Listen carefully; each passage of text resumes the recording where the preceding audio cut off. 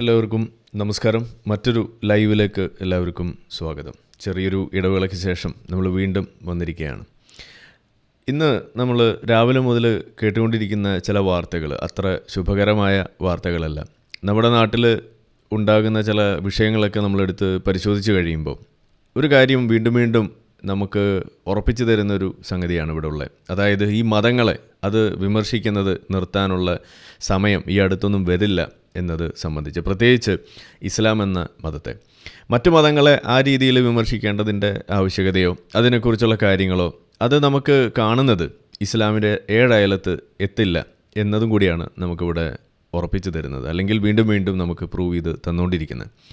ആ ഒരു നിരയിലേക്ക് ഏറ്റവും ഒടുവിൽ വന്നെത്തിയ വാർത്ത അല്ലെങ്കിൽ ആ ഒരു കാഴ്ച എന്ന് പറയുന്നത്, ജസ്ന സാലിം എന്ന് പറയുന്ന ഒരു ശ്രീകൃഷ്ണൻ്റെ ചിത്രം വരച്ചുകൊണ്ട് അത് വിറ്റ് അതിൽ നിന്ന് കിട്ടുന്ന ആ തുക ഉപയോഗിച്ചുകൊണ്ട് തൻ്റെ ജീവിതം കരുപ്പിടിപ്പിക്കുന്ന ഒരു വനിത. അവരെക്കുറിച്ചുള്ള വാർത്ത, അവർ നേരിടുന്ന ചില വിഷയങ്ങൾ അത് സംബന്ധിച്ചിട്ടുള്ള വാർത്തകളാണ് നമ്മൾ കണ്ടുകൊണ്ടിരുന്നത്. ഏതാനും കുറച്ച് നാളുകളായിട്ട് അവർ ആ ചിത്രങ്ങൾ വരയ്ക്കുന്നതും അത് പല നേതാക്കൾക്കും കൈമാറുന്നത്, പല അമ്പലങ്ങളിലേക്ക് കൊടുക്കുന്നത്, ഇതെല്ലാം നമ്മൾ കേൾക്കാറുണ്ട്. അതോടൊപ്പം തന്നെ അത് ചെയ്യുന്ന സമയങ്ങളിൽ അവർ നേരിടുന്ന വിഷയത്തെക്കുറിച്ച്, അവർ അനുഭവിക്കേണ്ടി വരുന്ന ചില പ്രശ്നങ്ങളെക്കുറിച്ചും അവർ നിരന്തരം പുറത്തു വന്ന് പറയാറുണ്ട്. ഇതെല്ലാം നിങ്ങൾ കേട്ടിട്ടുണ്ടാവും. അപ്പോൾ ഏതായാലും നമ്മൾ അതിൻ്റെ വിശദാംശങ്ങളിലേക്ക് പോകുന്നതിന് മുന്നേ ആ വാർത്ത നമുക്ക് ജസ്റ്റ് ഒന്ന് കേൾക്കാം. നിങ്ങൾ കേട്ടിട്ടുണ്ടാവും, അതിൻ്റെ പൂർണ്ണമായ വീഡിയോ ഒക്കെ നിങ്ങൾ കണ്ടിട്ടുണ്ട്. എന്നാലും അതിൽ നിന്നും കുറച്ച് മാത്രം നമുക്കൊന്ന് കേട്ടിട്ട് ബാക്കി കാര്യങ്ങൾ പറഞ്ഞ് നമുക്ക് മുന്നോട്ട് പോകാമെന്ന് വിചാരിക്കുന്നു. കാരണം ഇതിൽ പ്രധാനപ്പെട്ട ചോദ്യം ഇതാണ്. ജസ്ന ഇന്ന് ഈ ഒരു വിഷയം അഭിമുഖീകരിക്കുന്ന വേളയിൽ ജസ്നയ്ക്ക് മേലെ ആ പ്രശ്നം ഉണ്ടാക്കി വെക്കുന്നത് ആരാണ്? ഇതാണ് ഒന്നാമത്തെ ചോദ്യം. അത് പറയുന്ന സമയത്ത് അവിടെ മതം എന്ന് പറയുന്ന സംഗതി, ഇസ്ലാം എന്ന മതം, അതിനെന്തെങ്കിലും ബന്ധമുണ്ടോ? എന്താണ് പങ്ക്? ആ പങ്ക് ഏത് രീതിയിലാണ് അവിടെ വെളിപ്പെടുന്നത്? ഇനി അഥവാ അത് ഇസ്ലാമുമായിട്ട് ബന്ധമൊന്നുമില്ല എന്നുണ്ടെങ്കിൽ പിന്നെ ആ വിഷയം ഉണ്ടാക്കി വെക്കുന്ന ആളുകൾ എന്തിൻ്റെ പേരിലാണ് ആ പ്രശ്നം ഉണ്ടാക്കുന്നത്? അതും നിങ്ങൾ പറഞ്ഞു തരണം. സാധാരണ നമ്മൾ ഇതുപോലുള്ള വിഷയങ്ങൾ അഡ്രസ്സ് ചെയ്യുന്ന സമയത്ത് നമ്മളോട് സ്ഥിരമായിട്ട് വന്ന് ഈ വിശ്വാസികളായിട്ടുള്ള ആളുകൾ ചോദിക്കുന്ന ചോദ്യം തന്നെയാണ് ഈ ഒരു ചോദ്യം എന്നെക്കൊണ്ട് ചോദിക്കാൻ പ്രേരിപ്പിക്കുന്നത്. അതായത് എല്ലാത്തിലും ഈ മതം വലിച്ചുകൊണ്ട് വരുന്നത് എന്തിനു വേണ്ടിയിട്ടാണ്? അതുതന്നെയാണ് നമുക്കിവിടെ അന്വേഷിക്കേണ്ടി വരുന്നത്. ഒരാൾ തൻ്റെ ഒരു കഴിവ് അനുസരിച്ചിട്ട് ഒരു കാര്യം ചെയ്ത് ജീവിക്കാൻ വേണ്ടി, മാന്യമായ ഒരു കാര്യം ചെയ്ത് ജീവിക്കാൻ വേണ്ടി മുന്നോട്ട് വരുമ്പോൾ അതിൽ തടസ്സം തീർക്കുന്നത് എന്താണ്, എന്തിൻ്റെ പേരിലാണ്? ഇത് നിങ്ങൾ അന്വേഷിക്കണം. പ്രത്യേകിച്ച് ഇസ്ലാം മത വിശ്വാസികൾ അന്വേഷിക്കണം. ആളുകൾ അവരുടെ ജീവിതം കണ്ട് എത്താൻ വേണ്ടി, അത് കൂട്ടിമുട്ടിക്കാൻ വേണ്ടിയിട്ട് ജീവിക്കുന്ന സമയത്ത്, അതിനുവേണ്ടി കഷ്ടപ്പെടുന്ന സമയത്ത് അതിന് വിലങ്ങുതടിയായിട്ട് നിൽക്കുന്ന ഇസ്ലാം എന്ന് പറയുന്ന മതവും അതിൽപ്പെടുന്ന ആളുകളും, മുസ്ലിങ്ങളെന്ന് പറയുന്ന ആളുകളും, അത് സ്വന്തക്കാരാകാം, ബന്ധുക്കൾ, അതുപോലെ മറ്റു പല ആളുകൾ, ഉസ്താദുമാരുടെ അടക്കം കാര്യങ്ങൾ ഇവിടെ പറയുന്നു. അത് നമുക്കിവിടെ വായിച്ച് അറിയേണ്ടി വരുന്നു, കാണേണ്ടി വരുന്നു. അപ്പോൾ നമുക്ക് ഇന്ന് അതാണ് ഒന്ന് പരിശോധിക്കാനുള്ളത്. അതിലേക്ക് നമുക്ക് കടക്കാം. അപ്പോൾ ആദ്യം ആ വാർത്ത നമുക്കൊന്ന് കേട്ടിട്ട് അതിലേക്ക് നമുക്ക് പോകാം. ശ്രീകൃഷ്ണന്റെ ചിത്രങ്ങൾ വരച്ച് ശ്രദ്ധേയയായ ആളാണ് ജസ്ന സലീം. നേരത്തെ പ്രധാനമന്ത്രി നരേന്ദ്രമോദിക്ക് താൻ വരച്ച കൃഷ്ണചിത്രം ജസ്ന സലീം നൽകിയത് വലിയ വാർത്തയും ആയിരുന്നു. എന്നാൽ ഇപ്പോൾ ഗുരുതരമായ സൈബർ ആക്രമണം നേരിടേണ്ടി വന്നിരിക്കുകയാണ് ജസ്ന സലീം. നേരത്തെയും അവർക്കെതിരെ സൈബർ ആക്രമണം ഉണ്ടായിരുന്നു. ഇപ്പോൾ പക്ഷേ ഹണി ട്രാപ്പുകാരിയാണ് എന്ന രീതിയിലുള്ള സൈബർ പ്രചാരണങ്ങളാണ് ജസ്ന സലീമിനെതിരെ ഓൺലൈനിലൂടെ നടക്കുന്നത്. കഴിഞ്ഞ ദിവസങ്ങളിൽ ഇത്തരത്തിലുള്ള ഒരുപാട് സ്ക്രീൻഷോട്ടുകൾ ജസ്ന സലീമിനെതിരെ പ്രചരിച്ചിരുന്നു. ഇക്കാര്യത്തെക്കുറിച്ച് ജസ്ന സലീം ന്യൂസ് 18 സംസാരിച്ചു. നേരത്തെ ഒരു പീഡന പരാതി ജസ്ന സലീം നൽകിയതാണ്. ആ പരാതി കോടതി തള്ളിയിരുന്നു. ഇതിനുശേഷമാണ് ഹണി ട്രാപ്പ് നടത്തി പണമുണ്ടാക്കുന്നയാളാണ് ജസ്ന സലീം എന്ന രീതിയിലുള്ള ആക്ഷേപങ്ങൾ സൈബർ ലോകത്ത് പ്രചരിക്കുന്നത്. ഇതിനെതിരെയാണ് ഇപ്പോൾ ജസ്ന സലീം പ്രതികരിച്ചിരിക്കുന്നത്. ശ്രീകൃഷ്ണ ചിത്രങ്ങൾ താൻ വരയ്ക്കുന്നതിനെതിരെയാണ് ഇത്തരത്തിലുള്ള പ്രചാരണങ്ങളെന്നും ഈ ചിത്രങ്ങൾ ആരും വാങ്ങാതിരിക്കുന്നതിന് വേണ്ടിയാണ് ഇങ്ങനെയുള്ള ഒരു പ്രചാരണം നടക്കുന്നതെന്നും ജസ്ന സലീം പറയുന്നു. ജസ്നയുടെ പ്രതികരണത്തിലേക്ക്. ഇതിലേക്ക് കടക്കുന്നതിന് മുന്നേ ഇതിൽ നിങ്ങൾ കണ്ടിട്ടുണ്ടാവും ഏത് തരം ആരോപണമാണ് ഇവർക്കെതിരെ ഉപയോഗിക്കുന്നത് എന്നുള്ളത്.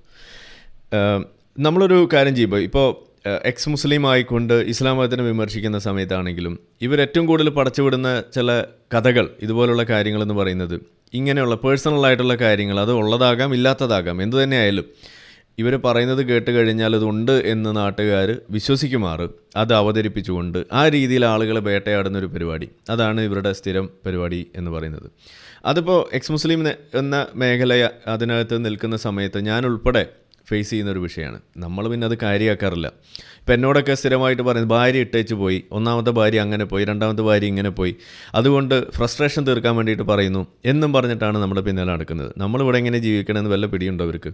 ഒരു പിടിയില്ല. പിന്നെ നമ്മളെ ബാധിക്കുന്നില്ല, അതുകൊണ്ട് നമ്മളത് മൈൻഡ് ചെയ്യുന്നില്ല. പോട്ടെ, ഇനി എന്നാലും നമ്മൾ ഇവരോട് പറയുന്നത് എന്താണ്? ഇനി അങ്ങനെ ഭാര്യ ഇട്ടേച്ച് പോയാൽ എന്താ കുഴപ്പം? നമ്മളിവിടെ അടിമപ്പെണ്ണുങ്ങളുണ്ടല്ലോ, നിങ്ങൾക്ക് 4 ഭാര്യയെ കെട്ടാം, പിന്നെ അത് കഴിഞ്ഞിട്ട് ഇഷ്ടം പോലെ അടിമ സ്ത്രീകളും ആകാം എന്ന് പഠിപ്പിക്കുന്ന ഒരു മതം. ഒന്നില്ലെങ്കിൽ ആ മതത്തിൽ നിന്ന് വന്ന ആളല്ലേ ഞാൻ. അങ്ങനെ വരുന്ന സമയത്ത് എനിക്ക് പിന്നെ ഈ അടിമപ്പെണ്ണുങ്ങളെ കിട്ടാൻ വല്ല ബുദ്ധിമുട്ടുണ്ടോ എന്നെങ്കിലും നിങ്ങളൊന്ന് അന്വേഷിച്ചുകൂടെ എന്നാണ് എനിക്ക് പറയാനുള്ളത്. ഇനി എന്തൊക്കെ തന്നെയായാലും മുഹമ്മദ് നബിക്കുണ്ടായ ആ ഗതികേടൊന്നും എനിക്കുണ്ടാവാൻ പോകുന്നില്ല. ഏത് നമ്മളെ സ്വന്തം ഭാര്യയുടെ കട്ടിലിൽ വെച്ചിട്ട് ഹഫ്സയുടെ കട്ടിലിൽ വെച്ചിട്ട് മാരിയത്തുൽ കിബിത്തിയ എന്ന് പറയുന്ന അടിമപ്പെണ്ണിനെ ഇട്ട് പൂശിക്കൊണ്ടിരിക്കുന്ന സമയത്ത് ഭാര്യ എന്തോ മുഹമ്മദ് എന്നെ പണി ഒപ്പിച്ചതാണ്, എന്നെ പറ്റിക്കാൻ നോക്കിയതാണ് എന്ന് മനസ്സിലാക്കിയിട്ട് തിരിച്ചു വന്ന് നോക്കുമ്പോൾ അവിടെ കിടന്നുള്ള ആ ഡിങ്കോൾഫി കയ്യോടെ പൊക്കിയിട്ട് മുഹമ്മദിനെ അവിടെ 4 കാലിൽ മുട്ടൂത്തി നിർത്തുന്ന ഒരു പരിപാടി ഉണ്ടായിരുന്നു. അതൊന്നും നമ്മളേതായാലും ഫേസ് ചെയ്യേണ്ടി വന്നിട്ടില്ല. അപ്പോൾ എന്തുകൊണ്ട് നിങ്ങൾ ഇമാതിരി കാര്യമൊക്കെ എടുത്ത് മുന്നോട്ട് വരുമ്പോൾ ഇത് കറങ്ങി തിരിഞ്ഞ മുഹമ്മദിൻ്റെ തലയിൽ തന്നെയാണ് വരിക എന്നുള്ള കാര്യം നിങ്ങളൊന്ന് ഓർക്കുക. അപ്പോൾ ഞാനിത് എന്തിനാണ് ഇവിടെ പറയുന്നതെന്ന് പറഞ്ഞു കഴിഞ്ഞാൽ, ഈ രീതി, ഈ ഇത്തരത്തിലുള്ള കാര്യങ്ങൾ പറഞ്ഞുകൊണ്ട് ഏതൊരു വ്യക്തിയെയും അവരെ ഇല്ലായ്മ ചെയ്യാൻ വേണ്ടി നോക്കുന്നതിൻ്റെ ആ ഒരു ഇതുപോലുള്ള അത്യുന്നതങ്ങളിൽ എന്നൊക്കെ പറയുന്ന പോലെ ഒരു ഉളുപ്പും ഇല്ലാതെ ഇങ്ങനെയുള്ള കാര്യങ്ങൾ എഴുന്നള്ളിച്ചുകൊണ്ട് ആളുകളെ അവരുടെ ജീവിതം വഴിമുട്ടിക്കാൻ വേണ്ടി നോക്കുന്ന ഈ പരിപാടി, നിങ്ങൾക്ക് നിങ്ങളുടെ മുന്നിലേക്ക് വരുന്ന ആശയങ്ങളെ എതിർക്കാൻ കഴിയുമെങ്കിൽ അത് നിങ്ങൾ ചെയ്യാം.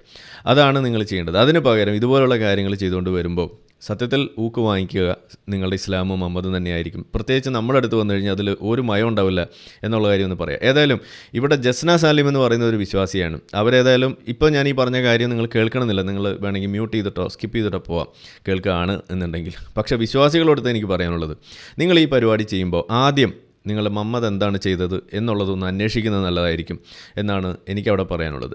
ഇതുപോലുള്ള കാര്യങ്ങളാണ് നിങ്ങളുടെ പോക്കറ്റിലിരിക്കുന്നത് എന്നൊന്ന് ഓർക്കുന്നത് നന്നായിരിക്കും, ഒന്ന് ഓർമ്മിപ്പിക്കാൻ വേണ്ടിയിട്ടാണ് ഞാനിപ്പോൾ ഇത് പറയുന്നത്. വ്യക്തികളുടെ ജീവിതത്തിലേക്ക് കടന്നു ചെന്നുകൊണ്ട് അവരുടെ ഏതെങ്കിലും, ഇനിയിപ്പോൾ ഇത് ശരിയായിക്കോട്ടെ തെറ്റായിക്കോട്ടെ എന്ത് തന്നെയായാലും അതല്ല ഇതിൻ്റെ മറുപടി. ഇവരിന്ന് ഏതായാലും മാന്യമായിട്ടൊരു ചിത്രം വരച്ച് അത് വെച്ചുകൊണ്ട് ജീവിക്കുന്ന ഒരാളാകുമ്പോൾ അതിന് എന്ത് തടസ്സം തീർക്കാനുള്ള എന്ത് അവസ്ഥയാണ് ഇവിടെ ഉള്ളത്? ചിത്രം, ഒരു കൃഷ്ണൻ്റെ ചിത്രം വരച്ചു എന്ന് വിചാരിച്ചിട്ട് അള്ളാഹുവിൻ്റെ നിക്കർ ഊരിപ്പോവോ? എനിക്കതാണ് മനസ്സിലാവാത്തത്. എന്തൊക്കെയായാലും ഇത് വളരെയധികം കടന്ന കൈയായി പോകുന്നുണ്ട് കാക്കാമാരുടെ ഭാഗത്തു നിന്നുണ്ടാവുന്ന ഇത്തരത്തിലുള്ള കാര്യങ്ങൾ എന്ന് നമുക്ക് പറയാതെ നിവൃത്തിയില്ല.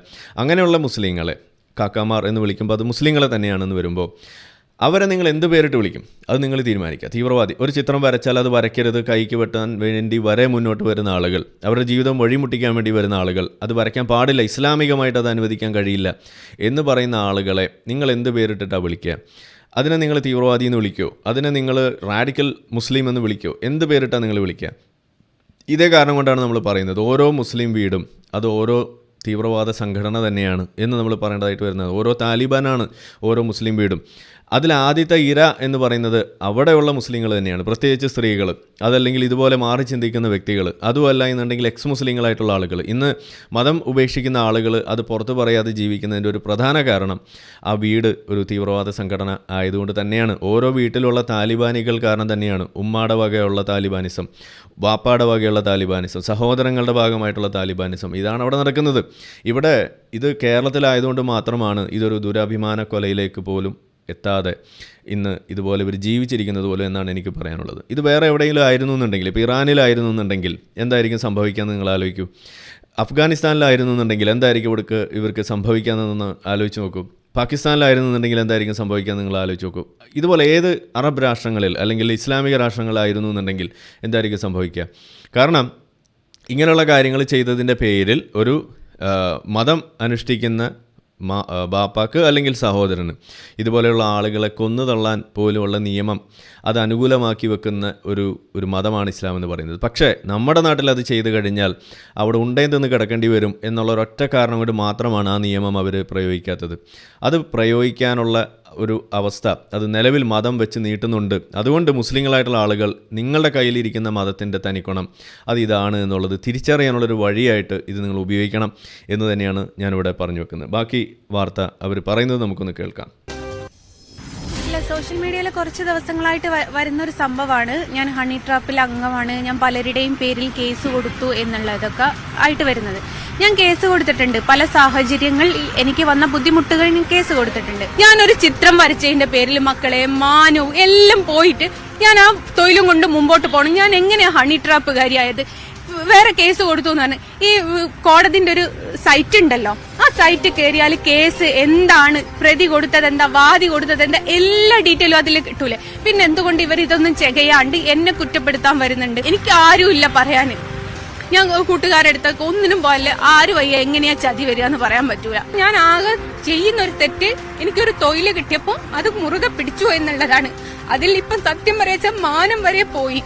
യഥാർത്ഥത്തിൽ മാനം പോയി. ഇപ്പൊ സമൂഹം എല്ലാം കൂടി എന്നെ നാട്ടിക്കുകയാ ചെയ്യുന്നത്. എന്തുമാത്രം തെറ്റാണ് ഞാൻ ഇതിനു മാത്രം മറ്റൊരു മതത്തിന്ന് ഒരു കൃഷ്ണനെ ചേർത്ത് പിടിച്ചതാണോ ഞാൻ ചെയ്യുന്നത്? ഇത്ര വലിയ തെറ്റ് അതും കൂടി ഒന്ന് നിങ്ങളൊക്കെ പറഞ്ഞു തരും. എന്റെ ഒരു തൊഴിലായിട്ട് കാണൂ. ഇത് ഈ വീഡിയോ കാണുമ്പോൾ എന്റെ മതസ്ഥരായിരിക്കും കൈയൊട്ടിച്ചിരിക്കുക, ഇവക്കിത് കിട്ടണോ, ഇത് കിട്ടേണ്ടതായിരുന്നു എന്നുള്ളത്. എന്തിനാണ് എന്നെ ഇങ്ങനെ ഉപദ്രവിക്കുന്നത്? അവർക്ക് ചിന്തിച്ചൂടെ, എനിക്ക് സ്വർഗത്ത് പോകണ്ട, ഞാൻ നരകത്ത് പോയിക്കോളാം. ഇവരെന്തിനാ എന്നെ സ്വർഗത്ത് പറഞ്ഞേക്കുന്നത്? ഏതെങ്കിലും ആരെങ്കിലും വഴിപഴിച്ച് ജീവിക്കുകയാണെങ്കിൽ അവർ പോയിക്കോട്ടെ എന്നേ ഖുർആനിൽ പറഞ്ഞിട്ടുള്ളൂ. അല്ലാണ്ട് അവരെ ഉപദേശിച്ച് നന്നാക്കി കൊണ്ടുപോകാനൊന്നും എവിടെയും പറഞ്ഞിട്ടില്ല. പിന്നെ എന്തിനാ എന്റെ പുറകെ നടന്ന് ഇങ്ങനെ ഉപദ്രവിക്കുന്നതെന്ന് അറിഞ്ഞൂടെ എനിക്ക്. ഇപ്പൊ ഇങ്ങനെ ഓക്കെ, ഇവരത് പറയുന്ന സമയത്ത് ഇവർക്ക് ആ മതത്തിൻ്റെ ഒരു അധ്യാപനം അറിയാത്തതുകൊണ്ടും കൂടിയാണ് കേട്ടോ ഇവരിത് പറഞ്ഞു വെക്കുന്നത്. ഒരാൾ ഇസ്ലാമിൽ നിൽക്കുന്ന സമയത്ത് അയാളുടെ മുന്നിൽ ഒരു ഫിത്തന കണ്ടാൽ, അല്ലെങ്കിൽ ഇതുപോലെയുള്ള ഏതെങ്കിലും മതത്തിനെതിരെ പോകുന്ന കാഴ്ച കണ്ടാൽ, അല്ലെങ്കിൽ ഒരു തെറ്റായ സംഗതി കണ്ടാൽ എന്ത് ചെയ്യണമെന്നാണ് ഇസ്ലാം പഠിപ്പിക്കുന്നത്? അവരവർ വഴിക്ക് വിട്ടുകൊണ്ട് അത് അള്ളാഹു നോയിക്കോളും എന്ന് പറഞ്ഞിട്ട് ജീവിക്കണമെന്നല്ല ഇസ്ലാമിനെ പഠിപ്പിക്കുന്നത്. ഇസ്ലാം എന്ന് പറയുന്ന മതം അത് സദാചാര ഗുണ്ടായിസം എന്ന് പറയുന്ന സംഗതിയെ ഹലാലാക്കി മുന്നോട്ട് വച്ചിരിക്കുന്ന ഒരു മതമാണ്. ഒന്നുകൂടിയും പറയാം, സദാചാര ഗുണ്ടായിസം എന്ന് പറയുന്ന സംഗതിയെ ഹലാലാക്കി വെച്ചുകൊണ്ട് ഓരോ മുസ്ലിമിൻ്റെയും ബാധ്യതയാക്കി വെച്ചു കൊടുക്കുന്ന ഒരു മതമാണ് ഈ ഇസ്ലാം എന്ന് പറയുന്നത്. ഇസ്ലാം പഠിപ്പിക്കുന്നത് നിങ്ങളൊരു തെറ്റ് കണ്ടാൽ അത് ആദ്യം നിങ്ങളുടെ കൈ കൊണ്ട് തടുക്കണം. അതിന് കഴിയില്ല എന്നുണ്ടെങ്കിൽ നിങ്ങളുടെ നാക്കുകൊണ്ട് തടുക്കണം. അതും കഴിയില്ല എന്നുണ്ടെങ്കിൽ നിങ്ങൾ മനസ്സുകൊണ്ട് അതിനോട് വെറുക്കുകയെങ്കിലും ചെയ്യണം എന്ന് പറയുന്നതാണ് ഇസ്ലാമിൻ്റെ അധ്യാപനം. ഇസ്ലാമിൻ്റെ കാഴ്ചപ്പാട് അങ്ങനെയാണ്. ശ്രീകൃഷ്ണനെ വരയ്ക്കുക എന്ന് പറയുന്നത്, ചിത്രം വരയ്ക്കുക എന്ന് പറയുന്നത് തന്നെ തെറ്റ്.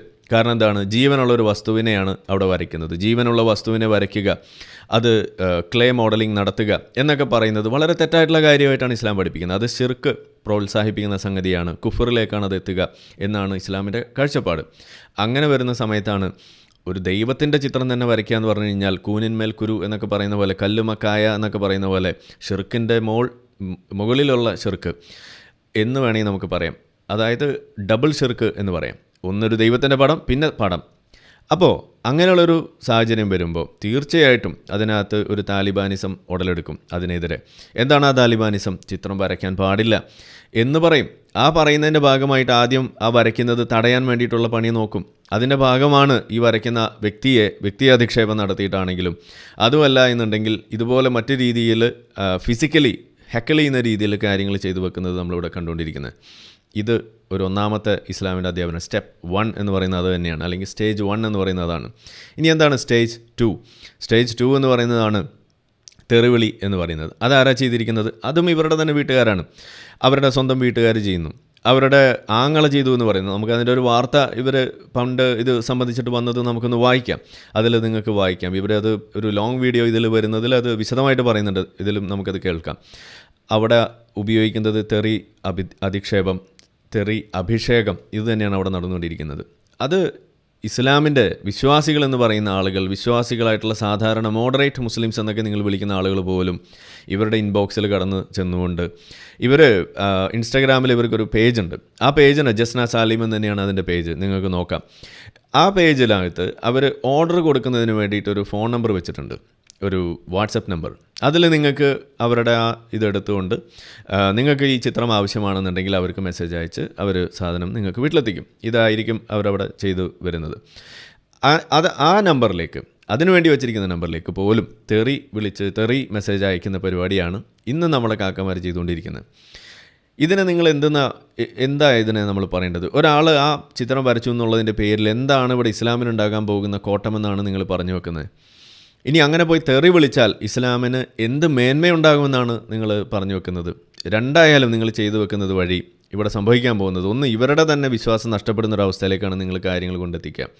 രണ്ട്, ഈ വിഷയത്തെ നിഷ്പക്ഷമായിട്ട് കാണാൻ ശ്രമിക്കുന്ന വിശ്വാസികൾക്ക് ഇസ്ലാമിൻ്റെ തനി കോണം മനസ്സിലാക്കാനുള്ളൊരു അവസരം കൂടിയാണ് നിങ്ങൾ ഇവിടെ ഉണ്ടാക്കി വെക്കുന്നത്. അത് തിരിച്ചറിയുന്ന പക്ഷം അതിന് ശേഷം പിന്നുണ്ടാകാൻ പോകുന്നത് അവരുടെയും വിശ്വാസം നഷ്ടപ്പെടുന്ന അവസ്ഥയിലേക്കാണ് ഉണ്ടാകാൻ പോകുന്നത്. അപ്പോൾ ഈ മതം എന്ന് പറയുന്നതിനെ നമ്മൾ വിമർശിക്കേണ്ടി വരുന്നത് അത് വ്യക്തി ജീവിതത്തിലും സാമൂഹിക ജീവിതത്തിലും, പിന്നെ അതുകൂടാതെ നമ്മളുടെ മറ്റ് ഈ പൊളിറ്റിക്കൽ ലാൻഡ്സ്കേപ്പിലെല്ലാം തന്നെ നിരന്തരം സൃഷ്ടിച്ചുകൊണ്ടിരിക്കുന്ന ഇത്തരം വിഷയങ്ങൾ അത് ആവർത്തിക്കുമ്പോൾ, അതൊരു വിഷയമായിട്ട് വരുമ്പോൾ അവിടെ നമുക്ക് വിമർശനത്തിൻ്റെ തോത് അത് വർദ്ധിപ്പിക്കേണ്ടതായിട്ട് വരും, അത് കടുപ്പിക്കേണ്ടതായിട്ട് വരും. അതിൻ്റെ ഭാഷയും വളരെയധികം വ്യത്യാസപ്പെടും. അത് വീണ്ടും വീണ്ടും മുകളിലേക്ക് തന്നെ പോയിക്കൊണ്ടിരിക്കും. അതാണ് ഇവിടെ സംഭവിച്ചുകൊണ്ടിരിക്കുന്നത്. എന്നാൽ ഇത് ഇല്ലായിരുന്നു എന്നുണ്ടെങ്കിൽ അവരവരുടെ പണി നോക്കി ജീവിക്കില്ലായിരുന്നു എന്നാണ് എനിക്ക് ചോദിക്കാനുള്ളത്. അപ്പോൾ ഇവിടെ സ്റ്റേജ് 1-ലും സ്റ്റേജ് 2-ലും കാണുന്നത് അതാണ്. ഇനി സ്റ്റേജ് 3 എന്ന് പറയുന്നത്, സ്റ്റേജ് 3 എന്ന് പറഞ്ഞാൽ മനസ്സുകൊണ്ടെങ്കിലും വെറുക്കുക എന്ന് പറയുന്ന ഒരു കാഴ്ച. ഞാനിന്ന് ഇത് സംബന്ധിച്ചിട്ടൊരു വാർത്ത, ഇതിന് രാവിലെ ഞാനൊരു ഷോർട്സ് ആയിട്ടിട്ട സമയത്ത് അതിനകത്തൊരു കാര്യം ഞാൻ ചോദിച്ചിരുന്നു. ഈ വിഷയത്തോട് എത്ര മുസ്ലിങ്ങൾ തുറന്നെതിർത്ത് ഇതിനെ പച്ചയ്ക്ക് ഇവർക്കൊരു സപ്പോർട്ടുമായിട്ട് മുന്നോട്ട് വരും എന്നത് നമ്മളൊരു ചോദ്യമായിട്ട് വെക്കുകയാണ്. അപ്പോൾ അതിന് അടിയിൽ രസകരമായിട്ടുള്ളൊരു കമൻറ്റ്, വളരെയധികം ചിന്തിപ്പിച്ച ഒരു കമൻറ്റാണ് അതിന് താഴെ വന്നത്. ആ കമൻറ്റ് ഇങ്ങനെയാണ്: 99% മുസ്ലിങ്ങളും ഇവരെ അനുകൂലിക്കില്ല. 1% മുസ്ലിങ്ങളുണ്ടാവും, 1% മുസ്ലിങ്ങളുണ്ടാവും, അവർ ഇത് തുറന്ന് സപ്പോർട്ട് ചെയ്യാൻ വേണ്ടി പുറത്തേക്ക് വരില്ല, പരസ്യമായിട്ട് സപ്പോർട്ടും കൊടുക്കില്ല. അതായത് സപ്പോർട്ട് കൊടുക്കാത്തതിന് തുല്യം. അപ്പോൾ നിങ്ങളൊരു സപ്പോർട്ട് കൊടുക്കുക എന്ന് പറഞ്ഞു കഴിഞ്ഞാൽ അത് പരസ്യമായിരിക്കണം. എന്നാൽ മാത്രമാണ് ആ സപ്പോർട്ട് കൊണ്ട് എന്തെങ്കിലും ഗുണമുള്ളൂ.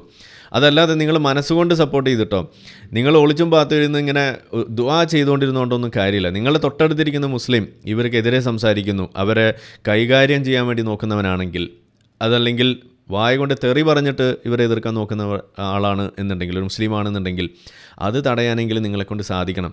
അതുണ്ടോ എന്ന് നിങ്ങൾ ഓരോ മുസ്ലിമും നിങ്ങൾ സ്വയം ചോദിക്കുക. അത് കാണുന്നില്ല. എന്തുകൊണ്ട് കാണുന്നില്ല? കാരണം അങ്ങനെ ഒരു നിലപാട് നിങ്ങളെടുത്താൽ നിങ്ങളും ഇവരിൽപ്പെട്ട ആളായി മാറുമെന്നും, അങ്ങനെ വന്നാൽ നിങ്ങളും ശിർക്കിലേക്കാണ് എത്തുക എന്നുമാണ് ഇസ്ലാം പഠിപ്പിച്ച് വെക്കുന്നത്. അപ്പോൾ പിന്നെ നിങ്ങൾ എങ്ങനെയത് ചെയ്യാം? ഇതാണ് നമ്മൾ മുന്നിൽ എന്നും വന്ന് നിൽക്കുന്ന ചോദ്യം. ഇതാണ് ഇവിടെ സംഭവിച്ചുകൊണ്ടിരിക്കുന്ന കാര്യം. അപ്പോൾ ഇവിടെ ഈ ഒരു വിഷയത്തിൽ പോലും ഇങ്ങനെ ഒരു നിയമം അവിടെ ഉള്ളതുകൊണ്ട് തന്നെയാണ് ഇവരുടെ ഈ ഒരു ഉപജീവന മാർഗത്തെ തടസ്സപ്പെടുത്താൻ വേണ്ടിയിട്ട് മുസ്ലിങ്ങളായിട്ടുള്ള ആളുകൾ കുടുംബക്കാരുടെ രൂപത്തിലും പൊതുജനത്തിൻ്റെ രൂപത്തിലുമെല്ലാം പിറവിയെടുത്ത് ചുറ്റും കൂടി നടക്കുന്നത് എന്ന് ജസ്നയ്ക്ക് മനസ്സിലായിട്ടില്ല. അപ്പോൾ ജസ്ന അത് തിരിച്ചറിയാനുള്ളൊരു വഴിയായിട്ട് കൂടി ഇതിനെ എടുക്കണമെന്നാണ് എൻ്റെ ഒരു അഭ്യർത്ഥന. ഇങ്ങനെയുള്ള കാരണങ്ങൾ കാരണമാണ് നിങ്ങളുടെ ഒരു അത്തരത്തിലുള്ള ഒരു ആത്മീയതയ്ക്കപ്പുറം ഈ മതം എന്ന് പറയുന്ന സംഗതിക്ക് ഒരു പൊളിറ്റിക്കൽ ആൻഡ് ഇതുപോലെ ഒരു ഹ്യൂമൻ റൈറ്റ്സ് വയലേഷൻ, ഒരു സൊസൈറ്റൽ ഇമ്പാക്റ്റും കൂടി ഉള്ളതുകൊണ്ട് നമ്മളത് എടുത്തു പറഞ്ഞ് ആ മതവിമർശനത്തെ കൂടുതൽ ഇങ്ങനെ തുറന്ന് എതിർക്കേണ്ടി വരുന്ന, അല്ലെങ്കിൽ മതത്തെ വിമർശിക്കേണ്ടി വരുന്നത് പോലും എന്ന് മനസ്സിലാക്കാനും കൂടി ഒരു അവസരമായിട്ട് ജസ്ന എതിർക്കണം എന്നും, അതോടൊപ്പം ഈ വിഷയത്തെ നിഷ്പക്ഷമായിട്ട് കാണാൻ ശ്രമിക്കുന്ന വിശ്വാസികൾ എടുക്കണമെന്നും കൂടി ഞാനിവിടെ പറഞ്ഞു വെക്കുന്നത്. ബാക്കി പറയുമ്പോൾ ഈ പണം വാങ്ങുന്നവരുടെയൊക്കെ എണ്ണം കുറയ്ക്കണം, ഇതൊക്കെ ആയിരിക്കും അവരുടെ ലക്ഷ്യം. ആയിരിക്കും. അതിൽ ഞാനിപ്പം നിലവിൽ എന്റെ ഉമ്മാക്കും വാപ്പാക്കും വീട് വെച്ച് കൊടുക്കാൻ പറ്റുന്നു. ഞാൻ പറഞ്ഞില്ല, ഒരിക്കൽ എന്റെ വാപ്പ ആ ഒരു കാരണത്താല് നാണം കെട്ടു. രണ്ടാമത് നാണം കെടുത്തുന്നതെന്ന് വെച്ചാൽ ഞാൻ ഈ കൃഷ്ണനെ വരയ്ക്കുന്നത്. എന്താ മജീദേ മോളിങ്ങനാന്നാ എല്ലാരും ചോദിക്കുന്നത്, ഓളെന്തിനാ ഇത് വരച്ചോണ്ട് നടക്കുന്നത്? അതിന്റെ പേരിൽ എന്റെ ബാപ്പ പിന്നെയും നാണം കെട്ടു. എന്റെ ബാപ്പ ഒരു ദിവസം വാപ്പയുടെ സ്വപ്നം പോലെ, ആഗ്രഹം പോലെ ആ വീട്ടിൽ താമസിച്ച് അവിടെ നിന്ന് എന്റെ വാപ്പ മരിക്കണം എന്ന് ആഗ്രഹമുള്ളത് കൊണ്ടാണ് ഞാൻ വീട് വെക്കാൻ വിചാരിച്ചത്. അതിന് ഞാൻ ഏകദേശം ഒരു 400 ഫോട്ടോക്ക് ഓർഡർ കിട്ടിയാൽ എന്റെ ആഗ്രഹം സാധിക്കും എന്ന് പറഞ്ഞൊരു വീഡിയോ ചെയ്തിട്ടുണ്ടായിരുന്നു. അപ്പോൾ അത് പലരും എടുത്തിട്ട് അടുത്ത തട്ടിപ്പ് എന്ന് പറഞ്ഞ് ഞാൻ വ്യക്തമായിട്ട് അതിൽ പറയുന്നുണ്ട്. സഹായിക്കാനാണെങ്കിൽ ഒരുപാട് ആൾക്കാർ എനിക്കുണ്ട്. ആ വീഡിയോ കണ്ടതിന് ശേഷം ഒരുപാട് ആൾക്കാർ എന്നെ സഹായിക്കാന്ന് പറഞ്ഞിട്ടോ. ഞാൻ അപ്പോഴും അവരോട് പറഞ്ഞെന്താണെന്നറിയോ, എനിക്ക് വേണ്ട. കാരണം അതിൽ നിൽക്കുമ്പോൾ എൻ്റെ ഉമ്മക്കും വാപ്പക്കും അഭിമാനം ഉണ്ടാവില്ല. ഞാൻ നയിച്ചിട്ട് അതൊന്ന് ഉണ്ടാക്കുന്ന വീട്ടിലാണ് അവർക്ക് നിൽക്കുമ്പോൾ സുഖം ഉണ്ടാവുക എന്ന് തിരുത്തി പറഞ്ഞതാണ്. എന്നിട്ട് ഒരു ചെങ്ങായി എടുത്തിട്ടുണ്ട് 10,000-20,000 ഫോട്ടോ ആണ് അവള് വിൽക്കുന്നത്. എന്റെ ഫോട്ടോയിൽ 10,000-20,000 ഒക്കെ ഉണ്ട്. ഓരോരുത്തർക്ക് റേഞ്ചിന് എന്താണോ താങ്ങുന്നത് അതിനനുസരിച്ച്. എനിക്കിതിന്റെ ചെലവൊക്കെ നോക്കണ്ടേ. ഇവരാരും ചെലവും കാര്യങ്ങളൊന്നും നോക്കുന്നില്ല. അതൊക്കെ നിങ്ങൾക്ക് സങ്കടം തോന്നുന്നു? എന്നെ സഹായിക്കുന്നുണ്ട്, അതൊന്നും നിർത്തട്ടെ എന്ന് കരുതിയിട്ട് മാത്രം, അല്ലാതെ എനിക്ക് നല്ല വരട്ടെ എന്നല്ല. ഇതിന്റെ അടുക്ക് ഒരു BJP പ്രവർത്തകയാണ് എന്ന് അവകാശപ്പെടുന്നുണ്ട് ആ സ്ത്രീ. എനിക്കറിയില്ല. ഒരിക്കൽ സുരേഷ് ഗോപി ചേട്ടനെ പിന്നെ കളക്ടറേറ്റിൽ ഇത് വാങ്ങാൻ വന്ന സമയത്ത് എന്നോട് എൻ്റെ തോളിൽ തട്ടിയിട്ട് പറഞ്ഞു, ജസ്ന, എന്ത് കാരണവശാലും നീ ഈ ചിത്രവര നിർത്തരുത്, നീ അഭിമാനമാണ് ഞങ്ങൾക്ക്, നിങ്ങൾ ഇനി ഒരു കാരണവശാലും എന്ത് ബുദ്ധിമുട്ടോ കാര്യങ്ങളോ ഉണ്ട്, ഒരു കാരണവശാലും ഇനി നിർത്തരുതെന്ന് പറഞ്ഞാൽ പെണ്ണുങ്ങൾ പിറ്റേന്ന് ദിവസം എൻ്റെ നേരെ പോസ്റ്റ് ഇടുക ചെയ്ത്. അങ്ങനത്തെ മനുഷ്യന്മാരുള്ള ഈ ലോകത്താണ് നമ്മളൊക്കെ ജീവിക്കുന്നത്. ഹണി ട്രാപ്പ് നടത്തി എന്നുള്ള പ്രചാരണമാണ് ജസ്ന സലീമിനെതിരെ ഇപ്പോൾ സൈബർ ഇടത്തിൽ ഉയർന്നു വന്നിരിക്കുന്നത്. ഇതിനെതിരെയുള്ള പ്രതികരണമാണ് ജസ്ന സലീം നടത്തിയിരിക്കുന്നത്. കൂടുതൽ വിവരങ്ങൾ നൽകാൻ MS അനീഷ് കുമാർ ചേരുകയാണ്. അനീഷ്, ജസ്നയുമായി അനീഷ് സംസാരിച്ചതിന്റെ ദൃശ്യമാണല്ലോ ഇപ്പോൾ കണ്ടത്. ഇതിൽ എന്താണിപ്പോൾ ജസ്നയ്ക്ക് നേരെ ഉണ്ടായിരിക്കുന്ന പുതിയ ആക്ഷേപങ്ങൾ? നേരത്തെ ജസ്നയ്ക്കെതിരെ പല കാര്യങ്ങളും പ്രചരിച്ചിരുന്നതാണ്. അവർ കൃഷ്ണചിത്രങ്ങൾ വരയ്ക്കുന്നതിനെതിരെ രൂക്ഷമായ പ്രതികരണങ്ങൾ ഉണ്ടായതാണ്. ഇപ്പോൾ പക്ഷേ ജസ്ന പറയുന്ന ഒരു പ്രധാനപ്പെട്ട കാര്യം, ഈ ചിത്രങ്ങൾ മറ്റാരും വാങ്ങാതിരിക്കുന്നതിന് വേണ്ടി തന്റെ ജീവിതം തന്നെ ഇല്ലാതാക്കാൻ, തനിക്ക് ഒരു തരത്തിലും ജീവിക്കാൻ പറ്റാതെ പണവും കിട്ടാതെ വരാൻ വേണ്ടിയുള്ള ഒരു പ്രചാരണമാണ് ഇപ്പോൾ നടക്കുന്നതെന്നാണല്ലോ. എന്താണ് ഇപ്പോൾ ഈ യഥാർത്ഥത്തിൽ ജസ്നയ്ക്കെതിരെ നടക്കുന്ന ഈ സൈബർ അറ്റാക്ക്?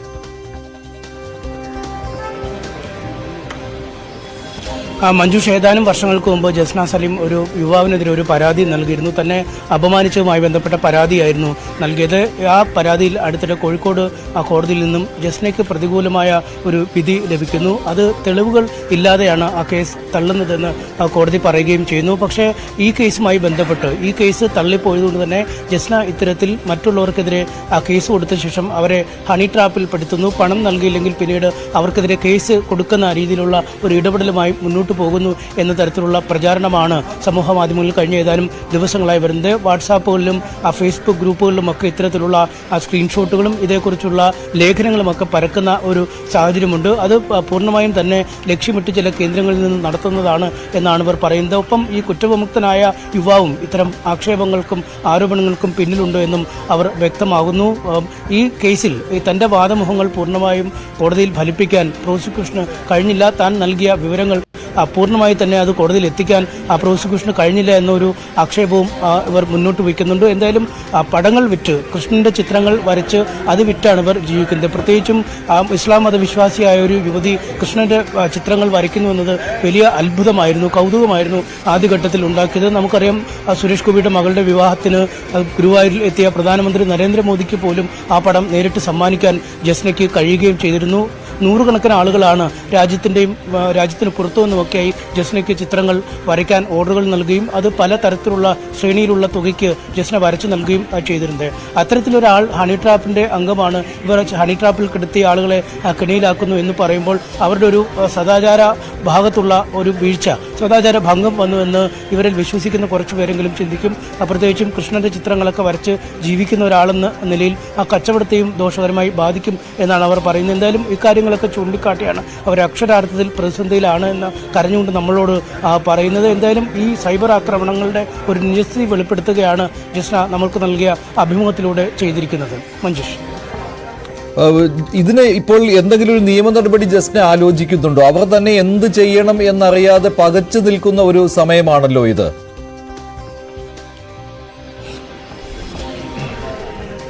തീർച്ചയായും അവർ നിയമ നടപടികൾ ആലോചിക്കുന്നുണ്ട് എന്നാണ് മനസ്സിലാക്കാൻ കഴിയുന്നത്. ആദ്യം ഈ സമൂഹ മാധ്യമങ്ങളിലും മറ്റുമാണ് ഇവർക്കെതിരെ രൂക്ഷമായ വിമർശനങ്ങൾ വന്നുകൊണ്ടിരിക്കുന്നത്. അതുകൊണ്ട് നിജസ്ഥിതി ആദ്യം തന്നെ മാധ്യമത്തിലൂടെ, പ്രത്യേകിച്ചും നമ്മളിലൂടെ പുറത്തേക്ക് വരിക എന്നതാണ് അവർ ആദ്യം തന്നെ ലക്ഷ്യം വെച്ചിരിക്കുന്നതിലും അവരുടെ വീഡിയോകൾക്ക് താഴെ നൂറുകണക്കിന് ആളുകളാണ് അവർക്ക് പിന്തുണയുമായി എത്തിയിരിക്കുന്നത്. അവർ തികഞ്ഞ ഒരു കൃത്യമായൊരു പിന്തുണ നൽകുന്നുമുണ്ട്. എന്തായാലും അത് അവർക്ക് കരുത്താണ് എന്നാണ് അവർ പറയുന്നത്. വനിതാ കമ്മീഷനും മനുഷ്യാവകാശ കമ്മീഷനും മറ്റു ഉപരി കോടതികളെയും മറ്റുമൊക്കെ സമീപിക്കാനുള്ള ഒരു നീക്കമാണ് ജസ്ന നടത്തുന്നത്. എന്തായാലും ഇതിനുള്ള നടപടിക്രമങ്ങൾ അധികം വൈകാതെ കൈക്കൊള്ളും. സമൂഹത്തിന്റെ ഒരു മനസാക്ഷി അല്ലെങ്കിൽ ആളുകളുടെ ഒരു പ്രതികരണം തനിക്ക് അനുകൂലമാണ് എന്നൊരു ആത്മവിശ്വാസം ഇപ്പോൾ ജസ്നയ്ക്കുണ്ട്. അത് കൂടുതൽ നടപടിക്രമങ്ങളിലേക്ക് നീങ്ങുന്നതിന് പ്രേരിപ്പിക്കും. എന്തായാലും നിലവിലുണ്ടായ സംഭവങ്ങളുടെ നിജസ്ഥിതി ജനങ്ങളെ അറിയിക്കുക എന്നതാണ് ആ വീഡിയോയിലൂടെ ജസ്ന ലക്ഷ്യം വെച്ചിരിക്കുന്നത്. ഇനി മറ്റ് ഏജൻസികളെ സമീപിക്കുന്നതിനുള്ള നടപടിക്രമങ്ങളുമായി അവർ മുന്നോട്ട് പോകും. ഒപ്പം ഈ കീഴ്ക്കോടതി വിധിക്കെതിരായ അപ്പീൽ നൽകുന്ന അടക്കമുള്ള നടപടിക്രമങ്ങളിലേക്കും അവർ നീങ്ങും. മഞ്ജുഷ്, ശരി. MS അനീഷ് കുമാറാണ് വിശദമായ വിവരങ്ങൾ നൽകിയത്. ജസ്ന സലീം. ഓക്കെ, അപ്പോൾ എന്തായാലും വാർത്ത നിങ്ങൾ കണ്ടു. ഞാനത് മുഴുവൻ പ്ലേ ചെയ്തത് ഈ വിഷയത്തെക്കുറിച്ചൊരു ധാരണ ഇല്ലാതെയുള്ള ആളുകളുണ്ടെങ്കിൽ അതൊന്ന് അറിഞ്ഞോട്ടെ എന്ന് തന്നെ വിചാരിച്ചിട്ടാണ്. കാരണം ഇത് നിങ്ങൾ മനസ്സിലാക്കേണ്ട ഒരു കാര്യമാണ്. നമ്മൾ എന്തുകൊണ്ട് മതവിമർശനം നടത്തുന്നു എന്ന് ചോദിക്കുന്നതിനൊരു ഒടുവിലത്തെ ഉദാഹരണം എന്നൊക്കെ വേണമെങ്കിൽ പറയും. ഇനിയും ഉദാഹരണങ്ങൾ ഇഷ്ടംപോലെ വരാൻ കിടക്കുന്നു.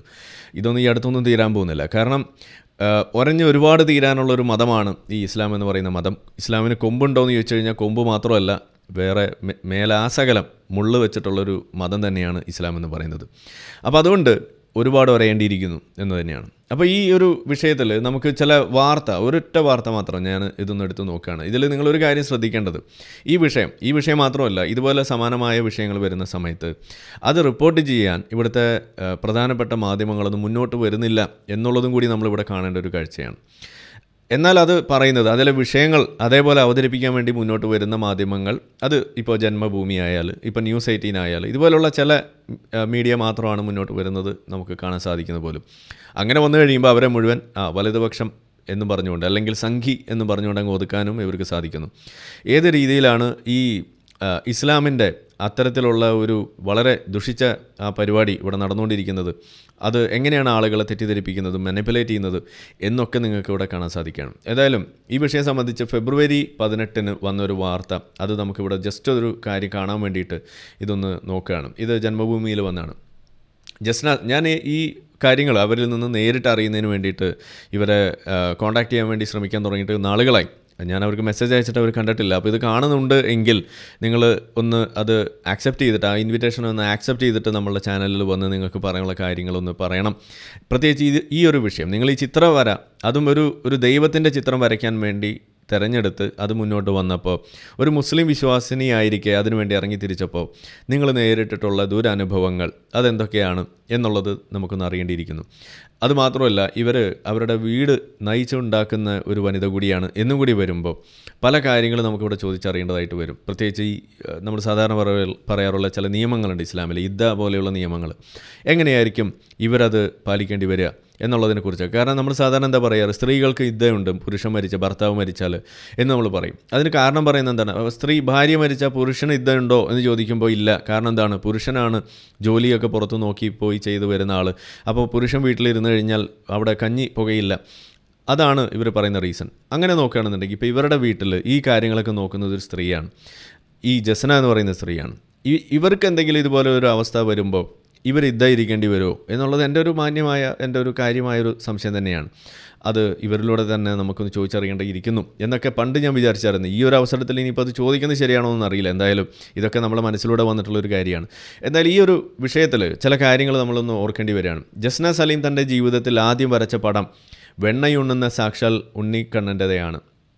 വരയ്ക്കാൻ ഉപയോഗിക്കുന്ന പെയിൻറ്റോ ബ്രഷോ പാലറ്റോ മുമ്പ് ഒരിക്കലും ആ മുസ്ലിം യുവതി കണ്ടിട്ട് പോലുമില്ലായിരുന്നു. കൃഷ്ണനുമായി അതുവരെ ജസ്നയ്ക്കും ഉണ്ടായിരുന്ന ഏക ബാന്ധവം വീട്ടുകാർ അവളെ ഓമനിച്ച് കളിയാക്കി വിളിച്ചിരുന്നത് കണ്ണൻ എന്നായിരുന്നു എന്ന് മാത്രം. വിവാഹശേഷം ഭർത്താവ് സലീമിൻ്റെ ഒരു ചങ്ങാതിയുടെ വീട്ടിൽ ദമ്പതിമാർ സന്ദർശിച്ചപ്പോഴാണ് അവിടുത്തെ പൂജാമുറിയിൽ ഉണ്ണിക്കണ്ണൻ്റെ രൂപം ജസ്ന ആദ്യമായി കണ്ടത്.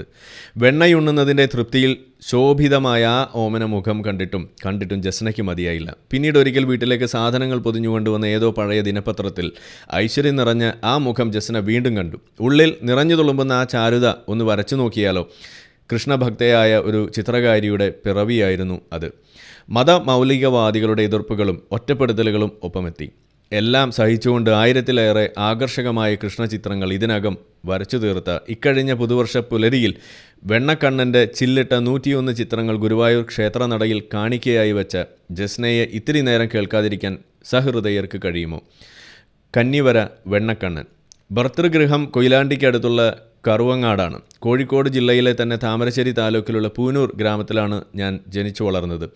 ക്ഷേത്രങ്ങളോ ഹിന്ദു ദൈവങ്ങളോ ഭക്തിഗാനങ്ങളോ ക്ലാസിക്കൽ സംഗീതമോ പ്രക്ഷേപണം ചെയ്യപ്പെടുമ്പോൾ TV സ്വിച്ച് ഓഫ് ചെയ്യണമെന്ന കർശന നിബന്ധനയുള്ള ഒരു വീട്ടിൽ വിരലിൽ എണ്ണാവുന്നത്ര ഹൈന്ദവ ഭാവനങ്ങളെ ഞങ്ങളുടെ പ്രദേശത്തുള്ളൂ. വിശ്വാസപരമായി ജീവിക്കുന്ന മുസ്ലിങ്ങളാണ് പരിസരങ്ങളിലെല്ലാം. അതുകൊണ്ടാണ് ഞാൻ കണ്ണനെ വരച്ചപ്പോൾ പലരും അത്ഭുതപ്പെട്ടതും നെറ്റി ചുളിച്ചതും. അതിനു മുന്നേ ഒരു ചിത്രവും ഞാൻ വരച്ചിട്ടുമില്ലായിരുന്നു. ജീവിതത്തിൽ ആദ്യം വരച്ചത് കണ്ണനെയാണ്. സ്കൂളിലേക്കുള്ള ഭാരതത്തിൻ്റെ ഭൂപടം പോലും വെളിച്ചെണ്ണ പുരട്ടി കോപ്പിയടിച്ച വ്യക്തിയാണ് ഞാൻ.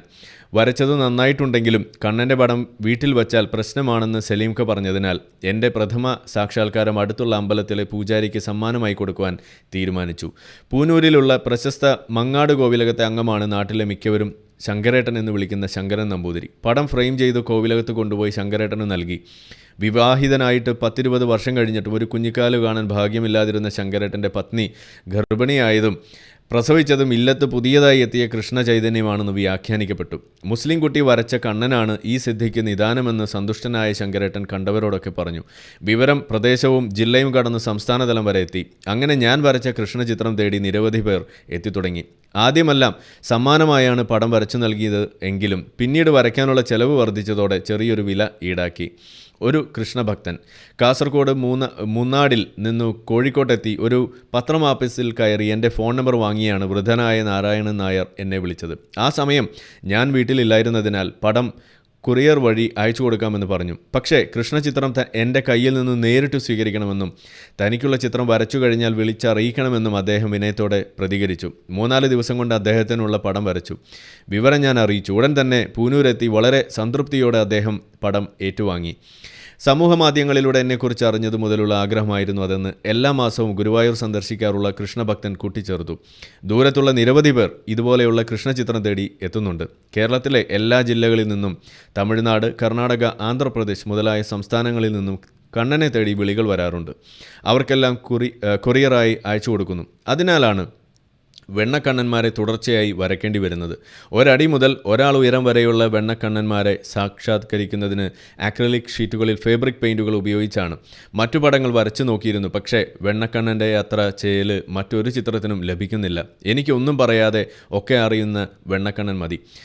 കൃഷ്ണചിത്ര സമർപ്പണങ്ങൾ 2013 ഞാൻ ആദ്യത്തെ വെണ്ണക്കണ്ണനെ വരച്ചത്. അടുത്ത വർഷം തൊട്ട് ശ്രീകൃഷ്ണ ജയന്തി ദിനത്തിലും വിഷുവിൻ്റെ അന്നും ഗുരുവായൂർ ശ്രീകൃഷ്ണ ക്ഷേത്രം സന്ദർശിച്ച് വെണ്ണക്കണ്ണൻ്റെ ചിത്രം സമർപ്പിക്കാറുണ്ട്. 101 കൃഷ്ണ ചിത്രങ്ങൾ ഒരുമിച്ച് കിഴക്കേ നടയിൽ കാണിക്ക വെച്ചത് ഒരു വേറിട്ട സംഭവമാണ്. ക്ഷേത്രം തന്ത്രി ചേനാസ് ദിനേശ നമ്പൂതിരിപ്പാടും ദേവസ്വം ഭരണസമിതി ചെയർമാൻ ഡോക്ടർ VK വിജയനും മറ്റ് ക്ഷേത്ര ഭാരവാഹികളും ഗോകുലം ഗോപാലൻ ഉൾപ്പെടെയുള്ള നിരവധി പൗര പ്രമുഖന്മാരും ചേർന്ന് ഞാൻ വരച്ച ഉണ്ണിക്കണ്ണന്മാരെ സ്വീകരിച്ചത് മനസ്സിൽ നിന്ന് ഒരിക്കലും മാഞ്ഞു പോകാത്തൊരു അനുഭവമാണ്. ഗുരുവായൂർ കൂടാതെ കൊയിലാണ്ടിയിലുള്ള ശ്രീ നാഗകാളി ക്ഷേത്രം മുതൽ പന്തളം ഉളനാട് ശ്രീകൃഷ്ണ സ്വാമി ക്ഷേത്രം വരെ സന്ദർശിച്ചു വെണ്ണക്കണ്ണൻ്റെ ചിത്രങ്ങൾ സമർപ്പിച്ചിട്ടുണ്ട്. എൻ്റെ അന്നം ഇന്ന് കണ്ണനാണ്. 10 വർഷമായി കണ്ണനും കണ്ണനെ വരച്ചു കിട്ടുന്ന പ്രതിഫലവുമാണ് എൻ്റെ ജീവോർജം. നമ്മുടെ മുന്നിൽ വിളമ്പുന്ന ചോറിൽ നമുക്ക് വിശ്വാസമില്ലെങ്കിൽ നാം അത് കഴിക്കുമോ? എനിക്ക് കണ്ണനിൽ വിശ്വാസമുണ്ട്. വിശ്വാസമില്ലെങ്കിൽ കണ്ണനെ വരച്ചുകൊണ്ടുള്ള ഒരു ജീവിതം നയിക്കാൻ എനിക്ക് കഴിയുമോ? കണ്ണനിൽ എനിക്ക് ഉറച്ച വിശ്വാസമാണ്. കുഞ്ഞുനാളിൽ കണ്ണനെന്ന് കളിയാക്കി വിളിക്കുമ്പോൾ എനിക്ക് കരച്ചിൽ വന്നിരുന്നു. എന്നാൽ ആ വിളിപ്പേര് ഇന്ന് എനിക്ക് അഭിമാനമാണ്. ആത്മഹത്യയുടെ വക്കിൽ. ഉമ്മയുടെ വീട്ടുകാർക്ക് വിശ്വാസം ഇത്തിരി കൂടുതലാണ്. ഉമ്മയുടെ അനിയത്തിയുടെ മകൻ എന്നോട് ചോദിച്ചു, കൃഷ്ണനെ വരയ്ക്കുന്നത് നിർത്തിയിട്ട് വേശ്യാവൃത്തിക്ക് ഇറങ്ങിക്കൂടെ എന്ന്. ഇതാണ് ഞാൻ നേരത്തെ പറഞ്ഞ വാചകം. ഇതാണ് നിങ്ങൾക്ക് കൈകൊണ്ട് തടയാൻ കഴിഞ്ഞില്ല എന്നുണ്ടെങ്കിൽ നാക്കുകൊണ്ട് തടയണം എന്ന് പറഞ്ഞത് ഇമാതിരി പറച്ചിലിലൂടെയാണ്. ഞാനിപ്പോൾ ചെയ്തുകൊണ്ടിരിക്കുന്നത് അതിനേക്കാൾ മോശമായ ജോലിയല്ലേ എന്ന് ആക്രോശിച്ചു. ജനിച്ചതു മുതൽ കൂടപ്പിറപ്പായി കരുതി പോന്ന ആളുടെ നിഷ്ഠൂരമായ വാക്കുകൾ മനസ്സിനെ ആകെ കീറിമുറിച്ചു. ഒരു കാര്യം കൂടി ഇതിനോടൊപ്പം നിങ്ങൾക്ക് ഓർത്തു വെക്കാം. നമ്മളുടെ ബാലുശ്ശേരി അണ്ണൻ പണ്ട് പറഞ്ഞൊരു കാര്യം ഓർമ്മയുണ്ടാവും. അതായത് നിങ്ങൾ അമ്പലത്തിന് ഒരു സംഭാവന കൊടുക്കുക എന്ന് പറഞ്ഞു കഴിഞ്ഞാൽ അത് വേശ്യാലയത്തിന് കൊടുക്കുന്നതിന് തുല്യമാണ് എന്ന രീതിയിൽ, അതിനേക്കാൾ മോശമാണ് എന്നുള്ള രീതിയിൽ ഒരു പ്രസ്താവന നടത്തിയത് നിങ്ങൾ കേട്ടിട്ടുണ്ടാവും. അപ്പോൾ ഇസ്ലാമിൻ്റെ കാഴ്ചപ്പാട് ഈ രീതിയിലാണ്. അതായത് ഇസ്ലാമിൻ്റെ കണ്ണിൽ ഏറ്റവും വലിയ തിന്മയായിട്ട് അവർ അവിടെ പ്രചരിപ്പിക്കുന്നത്, അതല്ലെങ്കിൽ പഠിപ്പിക്കുന്നത് പോലും വ്യഭിചാരം എന്ന് പറയുന്നൊരു കാര്യം, അല്ലെങ്കിൽ വേശ്യാവൃത്തി എന്ന് പറയുന്ന ഒരു സംഗതി. അതുകൊണ്ട് തന്നെ ഹിജാബ് എന്ന് പറയുന്ന സംഗതിയെ അത് ചേർത്ത് വെക്കുന്നത് വേശ്യാവൃത്തിയായിട്ടാണ്. അതുപോലെ ഇപ്പോൾ ഇങ്ങനെയുള്ള വിഷയങ്ങൾ, ഇപ്പോൾ ശിർക്കിനെ കുറിച്ച് പഠിപ്പിക്കുമ്പോൾ അവർ ഉപയോഗിക്കുന്ന ആ ഒരു കമ്പാരിസൺ തന്നെ എന്താണ്? നിങ്ങളുടെ സ്വന്തം ഉമ്മയെ വ്യഭിചരിക്കുന്നതിനേക്കാൾ കൊടിയ ശിക്ഷയാണ്, അല്ലെങ്കിൽ അതിനേക്കാൾ വലിയ പാപമാണ്, അല്ലെങ്കിൽ ഒരിക്കലും പടച്ചോൻ പുറത്തു തരാത്ത സംഗതി അതേതാണ് എന്ന് പഠിപ്പിക്കാൻ വേണ്ടിയിട്ട് അവർ പറയുന്നത്, നിങ്ങളുടെ ഉമ്മയെ നിങ്ങൾ വ്യഭിചരിച്ചാൽ അത് പടച്ചോൻ പുറത്തു തരും, പക്ഷേ ശിർക്ക് ചെയ്താൽ പുറത്തു തരില്ല എന്ന് ഇസ്ലാം പഠിപ്പിക്കുന്നു. പിന്നെയാണോ ഇവർ ഇതുപോലുള്ള ചോദ്യങ്ങളൊക്കെ നേരിടേണ്ടി വരുന്നത്? അപ്പോൾ ജസ്ന ഇത് കേൾക്കുന്നുണ്ടെങ്കിൽ അറിയാൻ വേണ്ടിയിട്ടും കൂടിയാണ് ഞാൻ ഈ പറയുന്നത്. ഇസ്ലാമിലെ നിയമം ഇങ്ങനെയൊക്കെയാണ്. ഇതിങ്ങനെയൊക്കെ ആയതുകൊണ്ടാണ് ജസ്ന ഇങ്ങനെയൊക്കെ കേൾക്കേണ്ടി വരുന്നത്. ഇത് ഇസ്ലാമിലെ തന്നെ രീതികളാണ്. ഇനി ഇത് അറിഞ്ഞിട്ടാണോ ഈ ഉമ്മാൻ്റെ പൊന്നാര അനിയൻ ഇങ്ങനെ പറഞ്ഞത് എന്നൊന്നും എനിക്കറിയില്ല. പക്ഷേ ഒരു മുസ്ലിമിനെ സംബന്ധിച്ചിടത്തോളം, പ്രത്യേകിച്ച് ഒരു മുസ്ലിം പുരുഷനെ സംബന്ധിച്ചിടത്തോളം, അവൻ ഇങ്ങനെയുള്ള എല്ലാ സംഗതികളും ഓട്ടോമാറ്റിക്കായിട്ട് കിട്ടാനുള്ള എല്ലാ സാഹചര്യവും ഉണ്ട്. കാരണം എന്താണ്, ഒരു മുസ്ലിമായിരിക്കെ ഒരു പുരുഷൻ ഇടപഴകുന്ന ഏതൊരു വേദി നിങ്ങൾ എടുത്തു കഴിഞ്ഞാലും ഇതെല്ലാം വളരെ നോർമലായിട്ട് നടന്നുകൊണ്ടിരിക്കുന്ന സംഭാഷണങ്ങളുടെ ഭാഗമാണ്. അവിടെ ഇത് പറയുന്ന സമയത്ത് ഒരാളും പരസ്പരം അങ്ങോട്ടും ഇങ്ങോട്ടും തടയാറില്ല. ഇത് മതവേദികളിൽ ഇപ്പോൾ നേരത്തെ പറഞ്ഞ മാതിരി ശിർക്ക് ചെയ്യുന്നത് അത് വലിയ പാപമാണ് എന്ന് പഠിപ്പിക്കാൻ അത് കമ്പയർ ചെയ്യുന്നത് സ്വന്തം ഉമ്മാനെ വ്യഭിചരിക്കുന്ന ഒരു പാപവുമായിട്ടാണ് എന്ന് വരുന്നിടത്ത് തന്നെ ഓക്കെ, അപ്പോൾ നിങ്ങൾക്ക് ഉമ്മാനെ വ്യഭിചരിച്ചാലും അതാണ് അള്ളാഹുവിന് പുറത്തു തരാൻ പറ്റുന്നൊരു സാധനം, അത് പടച്ചോന് കുഴപ്പമില്ല. ശിർക്കാണ് പടച്ചോൻ്റെ കണ്ണിൽ ഏറ്റവും വലിയ പ്രശ്നമായിട്ട് വരുന്നത് എന്ന് വരുന്നിടത്ത് എങ്ങനെയാണ് മുസ്ലിമിൻ്റെ കണ്ണിൽ, മുസ്ലിം പുരുഷൻ്റെ കണ്ണിൽ പ്രത്യേകിച്ചും ഇതെല്ലാം കാഴ്ചപ്പാടായിട്ട് മാറുന്നത് എന്നത് നിങ്ങളൊന്ന് ഓർക്കുക. ഇതൊക്കെ തന്നെയാണ് നമ്മളെ സംബന്ധിച്ചിടത്തോളം ഈ സംഗതിയെ ഇതുപോലെ എടുത്തിട്ട് വിമർശിക്കേണ്ടതായിട്ട് വരുന്നത്. ഇത് ഒന്ന് പറഞ്ഞു പോവുകയാണ്. പൂർണ്ണ വിഷാദത്തിൽ എങ്ങനെയൊക്കെയോ 2 ദിവസം കഴിച്ചുകൂട്ടി.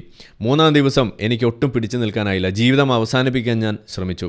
പ്രധാന ഞരമ്പ് പൂർണ്ണമായും പിളർന്നിട്ടില്ലാതെ ഇരുന്നതിനാൽ എന്തോ ഭാഗ്യത്തിന് രക്ഷപ്പെട്ടു. പക്ഷേ അത് എൻ്റെ ഇടത്തെ കണങ്കയിൽ തീർത്ത സ്മാരകം മങ്ങാതെ മായാതെ ഇന്നും നിലകൊള്ളുന്നു. അതൊരു ഓർമ്മപ്പെടുത്തലാണ്. ഇനി മകന് മതപഠനം വിലക്കി. ഓക്കെ, എന്താ കാരണം? ഉമ്മ ചിത്രം വരയ്ക്കുന്നു. മകൻ മദ്രസയിൽ പോകാറുണ്ടായിരുന്നു. ഓരോ കാരണം പറഞ്ഞ് ദിവസവും ഉസ്താദ് അവനെ തല്ലി. ഒരു ദിവസം വൈകിയാണ് എത്തിയതെന്ന കാരണമാണ് പറഞ്ഞതെങ്കിൽ അടുത്ത ദിവസം ഹോംവർക്ക് ചെയ്തില്ലെന്ന് പറഞ്ഞായിരിക്കും. 3-ാം ദിവസം മറ്റെന്തെങ്കിലും കാരണം പറഞ്ഞ് അവനെ തല്ലും. ഉടനെ തന്നെ ഉമ്മയെ വിളിച്ചു കൊണ്ടുവരാൻ പറയും. അവൻ്റെ ഉപ്പ ഗൾഫിലാണല്ലോ. ഞാൻ ചെന്നാൽ ശകാരങ്ങളുടെ തീമഴയാണ്. എന്നെ കണ്ടിട്ടാണ് മക്കൾ പഠിക്കുന്നത് എന്ന് തുടങ്ങി എൻ്റെ വസ്ത്രധാരണ രീതിയെക്കുറിച്ച് വരെയുണ്ടാകും കൊള്ളിവാക്കുകൾ. ഞാനല്ല അവിടെ പഠിക്കുന്നത്, എൻ്റെ മകനാണ് മുതലായ എൻ്റെ ഉത്തരങ്ങളൊന്നും അവർക്ക് സ്വീകാര്യമായിരുന്നില്ല. ഒടുവിൽ അവർ മദ്രസയിൽ പോക്ക് നിർത്തി. പക്ഷേ മദ്രസ വിദ്യാഭ്യാസം കുട്ടികൾക്ക് നിർബന്ധമെന്ന് കുടുംബത്തിലെല്ലാവരും ഒരുമിച്ച് പറഞ്ഞപ്പോൾ മകനെയും കൂട്ടി ഞാൻ മറ്റൊരു മദ്രസയിൽ ചെന്നു. അവിടുത്തെ ഉസ്താദ് ആദ്യത്തെ മദ്രസയിൽ നിന്നുള്ള സ്വഭാവ സർട്ടിഫിക്കറ്റ് കൊണ്ടുവരാൻ പറഞ്ഞു. അദ്ദേഹം കണ്ണനെ വരയ്ക്കുന്ന കലാകാരിയെ തിരിച്ചറിഞ്ഞെന്ന് തോന്നുന്നു. അതായിരുന്നല്ലോ എൻ്റെ ചീത്തപ്പേര്. 9 വയസ്സുള്ള കുട്ടിക്ക് എന്ത് സ്വഭാവദോഷ്യമാണ് ഉണ്ടാകുക എന്ന് ചോദിച്ചപ്പോൾ കുട്ടിയുടെ മാത്രമല്ലല്ലോ, കുട്ടിയുടെ മാതാപിതാക്കളുടെ സ്വഭാവവും അറിയണമല്ലോ എന്നായി ഉസ്താദ്. ഞങ്ങൾ അവിടെ നിന്ന് ഇറങ്ങിപ്പോന്നു. മകന് വേണ്ടി ഉളുപ്പും മാനവും പണയം വെച്ചു. മകനെ തല്ലിയ മദ്രസയിലേക്ക് വീണ്ടും ചെന്നു. അവനെ തിരിച്ചെടുക്കണമെന്ന് താഴ്മയോടെ അപേക്ഷിച്ചു. അപ്പോൾ പുതിയ ന്യായം, അവർക്ക് പള്ളി കമ്മിറ്റിയുമായി ആലോചിക്കണമത്രേ. കൂടാതെ ആ മദ്രസയിൽ പഠിക്കുന്ന ഓരോ കുട്ടിയുടെയും രക്ഷിതാവിൻ്റെ സമ്മതം വാങ്ങണമെന്നും ഏതെങ്കിലും ഒരാൾക്ക് സമ്മതമില്ലെങ്കിൽ എൻ്റെ മകനെ തിരിച്ചെടുക്കയില്ലെന്നും അവർ തീർത്തു പറഞ്ഞു. നിറഞ്ഞ കണ്ണുകളുമായി വീട്ടിലേക്ക് മടങ്ങാനേ എനിക്ക് കഴിഞ്ഞുള്ളൂ. എൻ്റെ മകൻ്റെ മതപഠനത്തിനു എന്നേക്കുമായി തിരശ്ശീല വീഴുകയായിരുന്നു. ഇത് കേൾക്കുന്ന സാധാരണ വിശ്വാസികളുണ്ടെങ്കിൽ നിങ്ങൾ ചോദിക്കുക, സ്വയം നിങ്ങൾ ചോദിക്കുക. അതായത് ഇപ്പോൾ ഈ പറയുന്ന വിലക്ക് ഏർപ്പെടുത്തിയ ആ ആളുകൾ, മദ്രസ അധ്യാപകൻ, 2ാമത്തെ മദ്രസയിലെ ആ വ്യക്തി, അതുകൂടാതെ ഇവരുടെ കുട്ടിയെ അവിടെ പഠിക്കരുത് എന്ന് പറയാൻ സാധ്യതയുള്ള ആ മഹലിലെ ബാക്കി മാതാപിതാക്കൾ, ഇവരെയൊക്കെ നിങ്ങൾ എന്തെന്നാണ് വിളിക്കുക? മുസ്ലിം തീവ്രവാദികളെന്ന് നിങ്ങൾ വിളിക്കുമോ? ജിഹാദികളെന്ന് നിങ്ങൾ വിളിക്കുമോ? താലിബാനികളെന്ന് നിങ്ങൾ വിളിക്കുമോ? അതോ നിഷ്കളങ്ക മുസ്ലിങ്ങൾ, മോഡറേറ്റ് മുസ്ലിങ്ങൾ എന്നാണോ നിങ്ങൾ വിളിക്കുക? അവർ എന്ത് അടിസ്ഥാനത്തിലാണ്, എന്ത് മാനദണ്ഡം വെച്ചുകൊണ്ടാണ് ഇവർക്കിവിടെ വിദ്യ അഭ്യസിക്കാനുള്ള അവസരം കൊടുക്കരുത്, ഈ മദ്രസയിൽ പഠിപ്പിക്കാനുള്ള അവസരം കൊടുക്കരുത് എന്നിവർ പറഞ്ഞു വെക്കുക? അത് മതത്തിൻ്റെ അല്ലാതെ മറ്റെന്ത് കാരണമാണ്? കാരണം ഇവർക്ക് സ്കൂളിൽ കുട്ടിക്ക് പഠിക്കുന്നതിന് തിരക്കേടൊന്നുമില്ല. അപ്പോൾ നാട്ടിലെ പ്രശ്നമല്ല. അപ്പം മദ്രസയിൽ മാത്രം ഉണ്ടാകുന്ന ഒരു പ്രശ്നമാണ്. എന്താണ് മദ്രസയിൽ മാത്രം ഉണ്ടാകുന്ന പ്രശ്നം? മദ്രസയിൽ മാത്രം ഉണ്ടാകുന്ന പ്രശ്നം അത് മതമാണ്. ആ മതം തന്നെയാണ് അവിടെ പ്രശ്നമായിട്ട് മാറുന്നത്. ഇതുകൊണ്ടാണ് നമ്മൾ ഇസ്ലാമിനെ വിമർശിക്കേണ്ടതായിട്ട് വരുന്നത്. ആ മതം എന്ന് പറയുമ്പോൾ അത് ഹിന്ദുമതമല്ല, അത് ക്രിസ്ത്യാനിറ്റി അല്ല, അത് ജൂതമതമല്ല, അത് ജൈനമതമല്ല, ബുദ്ധമതമല്ല, അത് കൃത്യമായിട്ട് ഇസ്ലാം തന്നെയാണ്. അതിന് നമ്മളെടുത്ത് വിമർശിക്കേണ്ടതായിട്ട് വരും. അവിടെ പിന്നെ നിലവിളിച്ചിട്ട് എന്താ കാര്യമുള്ളത്? അപ്പോൾ ഇവിടെ ഓരോ രീതിയിൽ നമ്മൾ നോക്കുമ്പോൾ ഒരു കാര്യം, ഇതിലൊരു ഗുഡ് ഔട്ട്കം എന്ന് പറയുന്നത് ആ കുട്ടി അങ്ങനെയെങ്കിലും മദ്രസയിൽ നിന്ന് രക്ഷപ്പെട്ടല്ലോ എന്ന് വേണമെങ്കിൽ നമുക്ക് പറയാം. പക്ഷേ ഈ രീതി ഇങ്ങനെ ഒരു നമ്മുടെ നാട്ടിൽ ഇവർ പറയാറുണ്ട്, ഞങ്ങൾക്ക് മതം ആചരിക്കാനും അത് പഠിക്കാനും പ്രചരിപ്പിക്കാനും വിശ്വസിക്കാനും ഒക്കെയുള്ള അവകാശം ഞങ്ങൾക്ക് വെച്ചു തരുന്നുണ്ട്, ഭരണഘടന അവകാശമാണ് എന്നൊക്കെ പറയുന്ന ഈ ആളുകൾ അവരെന്താ ചെയ്തു വെക്കുന്നത്? അവർ മറ്റൊരു വ്യക്തിക്ക് ഇതെല്ലാം നിഷേധിക്കുന്ന കാഴ്ചയാണ് കാണുന്നത്. കാരണം എന്താണ്? ഇതേ ഭരണഘടന അവർക്ക് അനുവദിക്കുന്ന മറ്റു പല ഫ്രീഡം ഉണ്ട്. എന്താണത്? അതിലേറ്റവും പ്രധാനമാണ് അവർക്ക് ഇഷ്ടമുള്ള ദൈവത്തിൽ വിശ്വസിക്കാം, വിശ്വസിക്കാതെയും നടക്കാം എന്ന് പറയുന്നത് ഫ്രീഡം ഓഫ് കൺഷ്യൻസ് എന്ന് പറയുന്ന ഒരു സംഗതി. അത് ഇവിടെ എടുത്തു വെക്കുന്നുണ്ടോ? അപ്പോൾ ഞാൻ എപ്പോഴും പറയാറുള്ള കാര്യം, ഇസ്ലാമിനെ സംബന്ധിച്ചിടത്തോളം, വിശ്വാസികളെ സംബന്ധിച്ചിടത്തോളം, പ്രത്യേകിച്ച് ഇസ്ലാം മത വിശ്വാസികളെ സംബന്ധിച്ചിടത്തോളം, മുസ്ലിങ്ങളെ സംബന്ധിച്ചിടത്തോളം ഭരണഘടന എന്ന് പറയുന്നത് അവർക്ക് അലുവയാണ്, നല്ല അസൽ കോഴിക്കോടൻ അലുവ. അവർക്ക് ഇഷ്ടമുള്ള സാധനം അതിൽ നിന്ന് മുറിച്ചെടുക്കും, അതിൽ നിന്ന് അണ്ടിപ്പരിപ്പ് അവർ പെറുക്കി തിന്നും, അതിൽ നിന്ന് ആ ഉള്ളിൽ നിന്ന് അതിൻ്റെ ഉള്ളിലുള്ള ആ ഈത്തപ്പഴം അവർ കുത്തിയെടുത്ത് തിന്നും. അവരുടെ വിചാരം ഇങ്ങനെയാണ് ഭരണഘടന എടുത്ത് തിന്നേണ്ടത് എന്നാണ് അവരുടെ ധാരണ. അങ്ങനെയല്ല, ഇതൊരു പാക്കേജാണ്. നിങ്ങൾ അതിനകത്ത് നിങ്ങൾക്ക് ഇഷ്ടമുള്ള സാധനങ്ങൾ എടുക്കുന്ന ഒരു രീതി അതല്ല അത് നിങ്ങൾ ചെയ്യേണ്ടത്. അതിൽ ഓരോ വശത്തെക്കുറിച്ച് നിങ്ങൾ ബോധവാനാകണം. നിങ്ങൾ എതിർക്കുന്ന ആൾ, നിങ്ങൾ തെറി വിളിക്കുന്ന ആൾ, നിങ്ങൾ ഇതുപോലെ അവരെ ഭ്രഷ്ട് കൽപ്പിക്കുന്നു, അത് വീട്ടിലായിക്കോട്ടെ മദ്രസ സ്ഥാപനങ്ങളിലായിക്കോട്ടെ എന്ത് തന്നെയായാലും. മദ്രസ നിലവിൽ ഇന്ത്യയിൽ ഇപ്പോൾ പ്രത്യേകിച്ച് കേരളത്തിൽ നമ്മൾ പറയുകയാണെന്നുണ്ടെങ്കിൽ സർക്കാരിൻ്റെ ചില സഹായങ്ങളൊക്കെ നേടിക്കൊണ്ട് തന്നെയാണല്ലോ അവിടെ നിൽക്കുന്നത്. അങ്ങനെ വരുന്ന സമയത്ത് അതിലൊരു ഭരണഘടനാപരമായിട്ട് തന്നെ ചില കാര്യങ്ങൾ അവിടെ വന്നു ഭവിക്കുമ്പോൾ അതിലെല്ലാവർക്കും പങ്കുണ്ട്. പക്ഷേ നിങ്ങളുടെ വിശ്വാസത്തിൻ്റെ പേരിൽ അത് ചില വ്യക്തികൾക്ക് ഇതുപോലെ ഒരു ഭ്രഷ്ട് കൽപ്പിക്കുന്ന അവസ്ഥ വരുമ്പോൾ നിങ്ങൾ അവിടെ നടത്തുന്നത് ഒരു ഭരണഘടനാ ലംഘനം തന്നെയാണ്.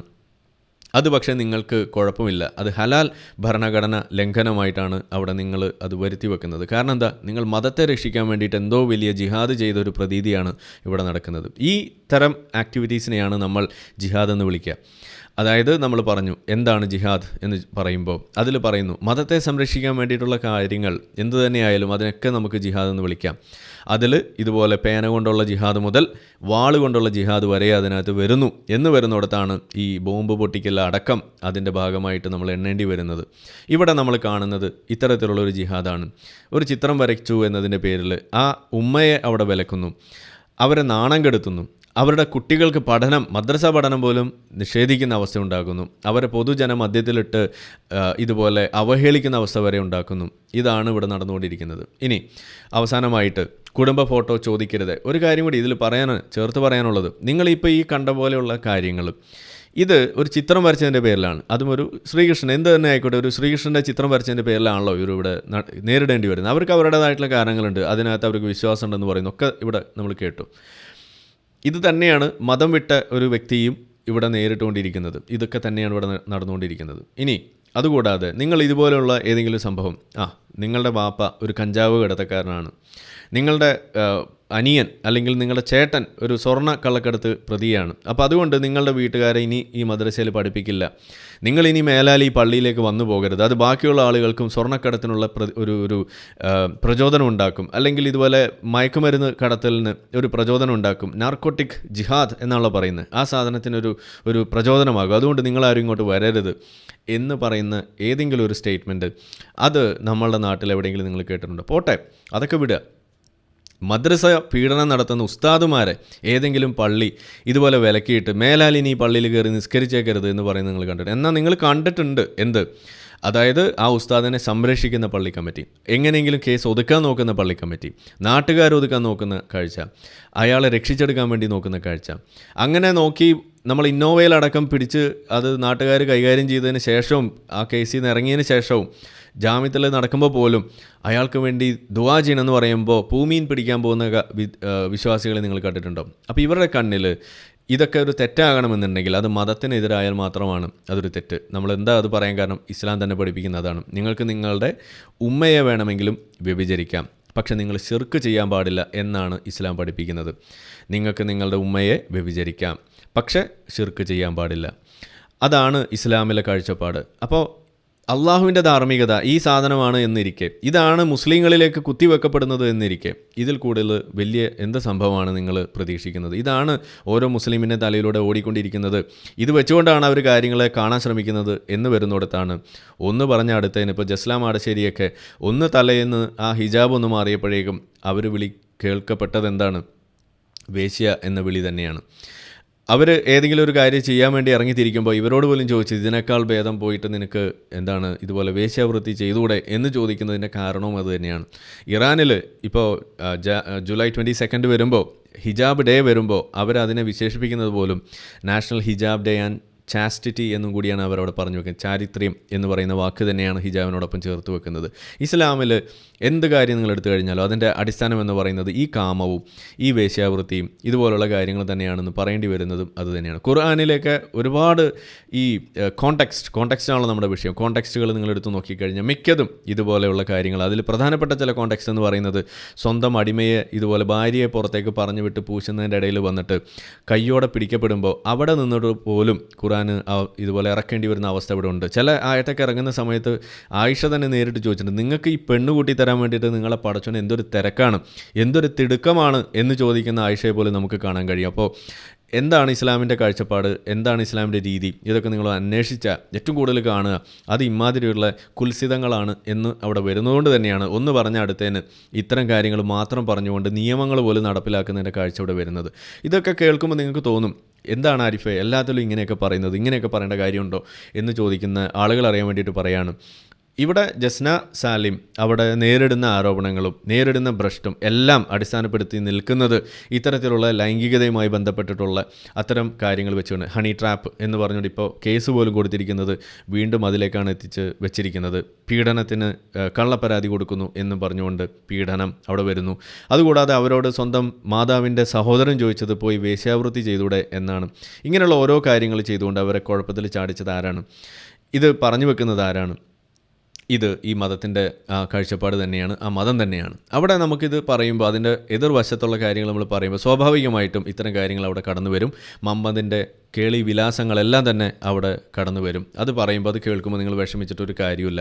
കുടുംബ ഫോട്ടോ ചോദിക്കരുത് എന്ന് പറഞ്ഞാണ് ഇത് അവസാനിക്കുന്നത്. കുടുംബ ഫോട്ടോ മാത്രം എന്നോട് ചോദിക്കരുത്, ഞാൻ കാരണം മക്കൾ, പ്രത്യേകിച്ച് എൻ്റെ മകൻ വേണ്ടത്ര അനുഭവിച്ചതാണ്, അതുകൊണ്ട് ഞാൻ എൻ്റെ ഒരു കാര്യത്തിൽ മക്കളെ ഉൾപ്പെടുത്താറില്ല. 100 ആൾ ചേർത്ത് പിടിക്കുമ്പോഴും ഒരാൾ മതിയല്ലോ എൻ്റെ കുഞ്ഞുങ്ങളെ ഉപദ്രവിക്കാൻ, അത് അവർക്ക് താങ്ങാൻ കഴിയില്ല, ക്ഷമിക്കണം, മക്കളുടെയും ഭർത്താവിൻ്റെയും ഫോട്ടോകൾ ഞാൻ പുറത്ത് വിടാറേയില്ല എന്ന് പറഞ്ഞാണ് കാര്യങ്ങൾ അവസാനിപ്പിക്കുന്നത്. ഇത് പറയുമ്പോൾ എനിക്കും ഒരു കാര്യം അവിടെ സൂചിപ്പിക്കാനുള്ളത്, ഞാൻ ഈ ഒരു എക്സ് മുസ്ലിം ഈ ഒരു ആക്ടിവിസം എന്നൊക്കെ പറഞ്ഞ് ഇറങ്ങിയ ആ സമയത്ത് അന്ന് നമ്മളുടെ പ്രൊഫൈലൊന്നും ലോക്ക്ഡ് ആയിരുന്നില്ല. എന്ന് വെച്ചാൽ നമ്മളുടെ ഭാര്യ, കുട്ടികൾ, ഇവരുടെയൊക്കെ ചിത്രങ്ങളൊക്കെ ഓൺലൈനിൽ അവൈലബിൾ ആയിരുന്നു. പഴയതൊക്കെ പല സ്ഥലങ്ങളിലുണ്ടായിരുന്നു. ഞാൻ പിന്നെ കാണുന്നത് ഈ ആളുകളെയൊക്കെ എടുത്ത് വെച്ചുകൊണ്ട്, അവരുടെ ചിത്രം എടുത്ത് വെച്ചുകൊണ്ട് അത് വളരെ മോശമായിട്ട് പ്രതികരിക്കുന്ന രീതിയാണ് കാക്കാമാർ ചെയ്തു വെച്ചത്. ജിഹാദാണ് കേട്ടോ, നിങ്ങൾ ആലോചിക്കണം.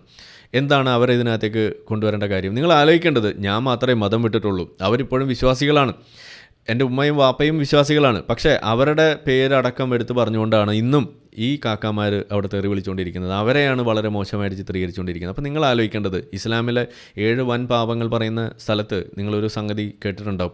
സച്ചരിതരായ സ്ത്രീകളെക്കുറിച്ച് അപവാദം പറഞ്ഞു വരുത്തുക എന്ന് പറയുന്നത് 7 വൻ പാപങ്ങളിൽ ഒരെണ്ണമാണ് എന്ന് നിങ്ങൾ കേട്ടിട്ടുണ്ടാവും. അങ്ങനെ നോക്കുകയാണെന്നുണ്ടെങ്കിൽ നിങ്ങളിപ്പോൾ നമ്മളുടെ ഉമ്മാനെക്കുറിച്ചോ ഭാര്യയെക്കുറിച്ചോ ഒക്കെ ഇതേപോലെ പറയുന്ന സമയത്ത് അവിടെ കൂടുതലും പ്രശ്നത്തിൽ അകപ്പെടുക നിങ്ങൾ തന്നെയാണ്. കാരണം നിങ്ങളവിടെ കമ്മിറ്റ് ചെയ്യുന്നത് ഒരു വൻ പാവം തന്നെയാണ് എന്ന് നിങ്ങളൊന്ന് ഓർക്കുന്നത് നന്നായിരിക്കും.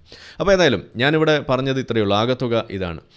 ഇങ്ങനെയുള്ള വിഷയങ്ങൾ കാരണം തന്നെയാണ് ജസ്ന ഉള്ള ഈ വിഷയമായാലും ശരി, അതല്ല ഇതുപോലെയുള്ള മറ്റ് മതത്തിൻ്റെ ആംഗിൾ കടന്നു വരുന്ന ഓരോ വിഷയങ്ങളായാലും ശരി, അത് നമുക്ക് എടുത്തു വെച്ച് ആ വിഷയത്തിൽ മതം ഏത് എന്ന് അന്വേഷിച്ച് അത് ഇസ്ലാമാണെന്നുണ്ടെങ്കിൽ പിന്നെ നമ്മൾ ചറപറ എന്ന് വിമർശിക്കേണ്ടതായിട്ട് വരുന്നത്. അതിൽ നിങ്ങൾ വിഷമിച്ചിട്ടൊന്നൊരു കാര്യമില്ല. ഭരണഘടനയിലുള്ള കാര്യങ്ങൾ എടുത്തു വെച്ചുകൊണ്ട് വിശ്വസിക്കാനുള്ള അവകാശമുണ്ട് എന്ന് പറയുന്ന നിങ്ങൾ ഇനിയെങ്കിലും ആ അണ്ടിപ്പരിപ്പ് മാത്രം പെറുക്കി അലുവയെന്ന് മുറിച്ചെടുത്ത് തിന്നുന്ന പരിപാടി നിർത്തിയിട്ട് ഇതുപോലെയുള്ള കാര്യങ്ങൾക്കുള്ള അവകാശവും ഭരണഘടന വെച്ച് നൽകുന്നുണ്ട് എന്നൊന്ന് തിരിച്ചറിയാം. അതെങ്കിലും നിങ്ങളൊന്ന് മനസ്സിലാക്കുക. നിങ്ങൾക്ക് ആ കൂടി അറിയുന്നത് ഭരണഘടനയാണല്ലോ, അതുകൊണ്ടാണ് ഞാനത് പറയുന്നത്. അവരെ വെറുതെ വിട്, അവരവരെ വഴിക്ക് വിട് എന്നാണ് എനിക്ക് പറയാനുള്ളത്. ഇനി ഈ സംഗതിയിൽ നിങ്ങൾക്ക് ഇസ്ലാമിൽ പറയുന്ന കാര്യം അത് ഞാൻ പറയുക എന്താണെന്ന് വെച്ചാൽ, നിങ്ങളുടെ മുന്നിലൊരു തെറ്റ് കണ്ടാൽ ആദ്യം കൈകൊണ്ട് തടുക്കണം, നിങ്ങളുടെ ഈ പറയുന്ന നാവ് കൊണ്ട് തടുക്കണം, അതും അല്ലെങ്കിൽ മനസ്സുകൊണ്ട് വെറുക്കണം എന്ന് പറയുന്ന സംഗതി ഈ വിഷയത്തിലൊന്നും എടുത്തിട്ട്, ഇത് ഒരു സമൂഹത്തിൽ നടന്നുകൊണ്ടിരിക്കുന്ന ഒരു തിന്മയാണ്. ജസ്ന നേരിട്ടുകൊണ്ടിരിക്കുന്ന ഈ വിഷയം എന്ന് പറയുന്നത് ഇവിടെ നമ്മൾ തടുക്കപ്പെടേണ്ട ഒരു കാര്യമാണ്. നിങ്ങൾ വിശ്വസിക്കുന്ന മതത്തെ തന്നെ കുഴപ്പത്തിൽ ചാടിക്കുന്ന ഒരു പ്രശ്നമാണ് ജസ്ന ഇപ്പോൾ നേരിട്ടുകൊണ്ടിരിക്കുന്ന വിഷയം. അങ്ങനെ ആ വിഷയത്തിൽ നിങ്ങൾക്ക് ഇടപെടണമെന്ന് തോന്നുകയാണെന്നുണ്ടെങ്കിൽ ആദ്യം നിങ്ങൾ ഓപ്പണായിട്ട് ഇവർക്കൊരു സപ്പോർട്ടായിട്ട് ഇറങ്ങുക, ഇവരെ നിങ്ങൾ പിന്തുണയ്ക്ക്. അത് വെറുതെ കൈകൊണ്ട് മാത്രം പോരാ, അത് വെറുതെ ആ 4 ആൾ കാണാൻ വേണ്ടിയിട്ട് വെറുതെ എഴുതിയാലും പോരാ. നിങ്ങൾ മനസ്സിൽ ശരിക്കും അത് ഒരു ആത്മാർത്ഥമായിട്ട് ഒരു ചിന്ത കൊണ്ടുവന്നിട്ട് വേണം നിങ്ങളത് ചെയ്യാൻ എന്നാണ് എൻ്റെ ഒരു അഭ്യർത്ഥന. കാരണം കാക്കാമാരുടെ പല പരിപാടികളും നിങ്ങളെടുത്ത് നോക്കിക്കഴിഞ്ഞാൽ അത് ആർക്കൊക്കെയോ വേണ്ടി എന്തിനൊക്കെയോ വേണ്ടി കാണിച്ചു കൂട്ടാൻ വേണ്ടിയിട്ട് ചെയ്യുന്ന കാര്യങ്ങൾ മാത്രമാണ്. അത് മനസ്സിൽ തൊടാറില്ല എന്നതാണ് ഇതിൻ്റെ പ്രശ്നം. അതുകൊണ്ട് തന്നെയാണ് നിങ്ങൾ ചെയ്തു വെക്കുന്ന പല കാര്യങ്ങളും ഒരു ഘട്ടം കഴിയുമ്പോൾ അത് പൊള്ളയായിരുന്നു എന്ന് നാട്ടുകാർ പറയേണ്ടതായിട്ട് വരുന്ന ഒരവസ്ഥ അവിടെ ഉണ്ടാകുന്നത്. നമ്മൾ കഴിഞ്ഞ കുറച്ച് നാളുകൾക്ക് മുന്നേ ഇവിടെ ഒരു വീഡിയോ പ്ലേ ചെയ്തപ്പോൾ അതിനകത്തൊരു വാചകം നിങ്ങൾ ശ്രദ്ധിച്ചിട്ടുണ്ടാവും. അത് ഒരു കാനഡയിൽ നടക്കുന്ന ഒരു പരിപാടി, ഗാസ ഡേയോ അങ്ങനെ എന്തോ ഒരു സാധനം, അതിൻ്റെ ഇടയിൽ ഒരാൾ മറ്റൊരു വ്യക്തിയെ ഇൻ്റർവ്യൂ ചെയ്യുകയാണ്. അപ്പോൾ ആ ചങ്ങാതി വന്നിരിക്കുന്നത് പാലസ്തീനിൽ നിന്ന് കുടിയേറി കാനഡയിൽ ജീവിക്കുന്ന ആളാണ്. അയാൾ അവിടെ വന്ന് പറയുന്ന കാര്യം, ഞാൻ ഇന്ന് കാനഡയിലെ ഒരു സിറ്റിസണാണ്, ഞാനിവിടെ ഓത്തെടുക്കുന്ന സമയത്ത് ഞാൻ മിണ്ടിയില്ല, ഞാൻ മിണ്ടാതെ നിൽക്കുകയായിരുന്നു എന്നാണ് പറഞ്ഞത്. എന്താണ് ആ ഓത്ത്? സിറ്റിസൺഷിപ്പ് കിട്ടുന്ന വേളയിൽ അവർ ഓത്തെടുക്കും എന്ന് വെച്ചാൽ ഒരു പ്രതിജ്ഞ ചൊല്ലും. ആ പ്രതിജ്ഞ എന്ന് പറഞ്ഞാൽ ഇപ്പോൾ നമ്മൾ ഇന്ത്യക്കാർ നമ്മൾ പ്രതിജ്ഞ ചെല്ലാറുണ്ട്. All Indians are my brothers and sisters എന്നൊക്കെ പറയുന്ന പഴയ സാധനം നിങ്ങൾക്ക് ഓർമ്മയുണ്ടാവും. ഇന്ത്യ ഈസ് മൈ കൺട്രി എന്നൊക്കെ പറഞ്ഞിട്ട് എന്ന് പറഞ്ഞ പോലെ അവർക്ക് അവിടെ ഒരു പ്രതിജ്ഞ ചെല്ലുന്ന സമയത്ത് അവർ മിണ്ടാതെ നിന്നു എന്ന് അഭിമാനപൂർവ്വം പറയുന്ന, പാലസ്തീനിൽ നിന്നും വന്ന് കുടിയേറി പാർത്ത് കാനഡയിൽ സിറ്റിസൺഷിപ്പ് നേടിയ ആ ചങ്ങാതി പറഞ്ഞു വെക്കുന്ന എന്താണ്, ഞാൻ എന്തുകൊണ്ടത് പറഞ്ഞില്ല, എൻ്റെ ലക്ഷ്യം കാനഡ ഒരു ഇസ്ലാമിക രാജ്യമാക്കണം എന്നാണ് എന്ന് അവിടെ പറഞ്ഞു വെക്കുന്നത് നിങ്ങൾ കണ്ടിട്ടുണ്ടോ? അപ്പോൾ എന്താണ് അവിടെ നമ്മളന്ന് സൂചിപ്പിച്ചത്? അതായത് ഇതുപോലെ ഒരു ഘട്ടത്തിൽ പോലും ആ ഓത്ത് പോലും പറയാതെ നിൽക്കുന്നതിൻ്റെ കാരണം എന്താണ്? അവരുടെ മനസ്സിൽ കിടക്കുന്ന ഈ ഗൂഢലക്ഷ്യമായതുകൊണ്ട് അവർ അഭിനയിക്കുകയായിരുന്നു ഓത്ത് ചെല്ലിയതായിട്ട്. ഇതാണ് അവിടെ സംഭവിക്കുന്നത്. അപ്പോൾ അതുകൊണ്ട് ഇങ്ങനെയുള്ള വിഷയങ്ങൾ വരുന്ന സമയത്ത് നിങ്ങൾ ആത്മാർത്ഥമായിട്ട് ഈ വിഷയങ്ങളിലെ ഒരു നിജസ്ഥിതി അത് മനസ്സിലാക്കിയിട്ട് ആ ഭരണഘടനാപരമായിട്ടുള്ള അവകാശങ്ങളെക്കുറിച്ച് വലിയ തോതിൽ വാവിട്ട് കരയുന്ന നിങ്ങൾ ഈ കുട്ടിക്ക് വേണ്ടിയിട്ടും ഒന്ന് വാവിട്ട് കരയണം. വാവിട്ട് കരഞ്ഞില്ലെങ്കിൽ പോലും വായ അടച്ചാണെങ്കിലും ഒന്ന് കരയണം എന്നാണ് എനിക്ക് പറയാനുള്ളത്. കാരണം ഇതെങ്കിലും നിങ്ങളുടെ ഭാഗത്തു നിന്ന് സമൂഹം ഇവിടെ ആവശ്യപ്പെടുന്നു, പ്രതീക്ഷിക്കുന്നു. ഒരു തവണയെങ്കിലും ഒരു മുസ്ലിം എന്ന നിലയ്ക്ക് നിങ്ങൾ നിങ്ങളുടെ ആത്മാർത്ഥത അത് ഈ സമൂഹത്തോട് കാണിക്കും. ഒരു തവണയെങ്കിലും നിങ്ങൾ ഈ വിശ്വാസികൾ എന്ന നിലയ്ക്ക് ഈ ഒരു സമൂഹത്തിൽ ജീവിക്കുന്ന മറ്റ് വ്യക്തികളോട് മതത്തിന് അതീതമായിട്ട് ആ സ്നേഹം പ്രകടിപ്പിച്ച് ശീലിക്കുക എന്നാണ് എനിക്ക് പറയാനുള്ളത്. ഈ ഓണം ഉണ്ണരുത്, വിഷു ഉണ്ണരുത്, കേക്ക് മുറിക്കരുത് ക്രിസ്മസിന് എന്നൊക്കെ പറഞ്ഞ് നടക്കുന്ന ആ പരിപാടി നിങ്ങൾ മാറ്റി വെക്കണം എന്ന് പറയുന്നതിൻ്റെ കാരണം ഇതാണ്. അവർക്ക് അവരുടേതായിട്ടുള്ള ജീവിതം മുന്നോട്ട് കൊണ്ടുപോകാനുള്ള അവകാശത്തെ അത് നിങ്ങൾ ഉയർത്തിപ്പിടിക്കുന്ന ആളുകളായിട്ട് നിങ്ങൾ വരണം. ഇതാണ് എനിക്ക് ഇതിൽ അവസാനമായിട്ട് പറയാനുള്ളത്. അപ്പോൾ അതുകൊണ്ട് ഇതൊരു അവസരമായിട്ട് നിങ്ങൾ എടുക്കണം എന്നും കൂടി ഒന്ന് ഓർമ്മിപ്പിക്കുകയാണ്. ഇനി ഇതിൽ കൂടുതലൊന്നും ഞാൻ പറയുന്നില്ല. ഈ ഒരു സംഗതി നിങ്ങളുടെ മുന്നിലേക്ക് വെക്കണമെന്നും അതോടൊപ്പം വിശ്വാസികളായിട്ടുള്ള ആളുകൾ നിരന്തരം കൊണ്ടു നടക്കുന്ന ഇതിലെ ഈ തരത്തിലുള്ള ദുഷ്പ്രവണത അതൊന്ന് തുറന്നു കാണിക്കണമെന്നുമാണ് ഞാൻ ഇവിടെ ഉദ്ദേശിച്ചിട്ടുണ്ടായിരുന്നുള്ളൂ. അതിവിടെ സാധിച്ചെന്ന് വിചാരിക്കുന്നു. എന്തായാലും ഞാൻ കൂടുതലൊന്നും പറയുന്നില്ല.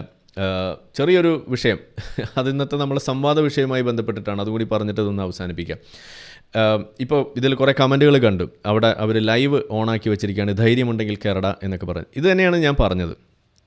ഈ UA ടീമിൻ്റെ ഈ ഒരു തരികട എന്ന് പറയുന്നത് ഇതാണ്.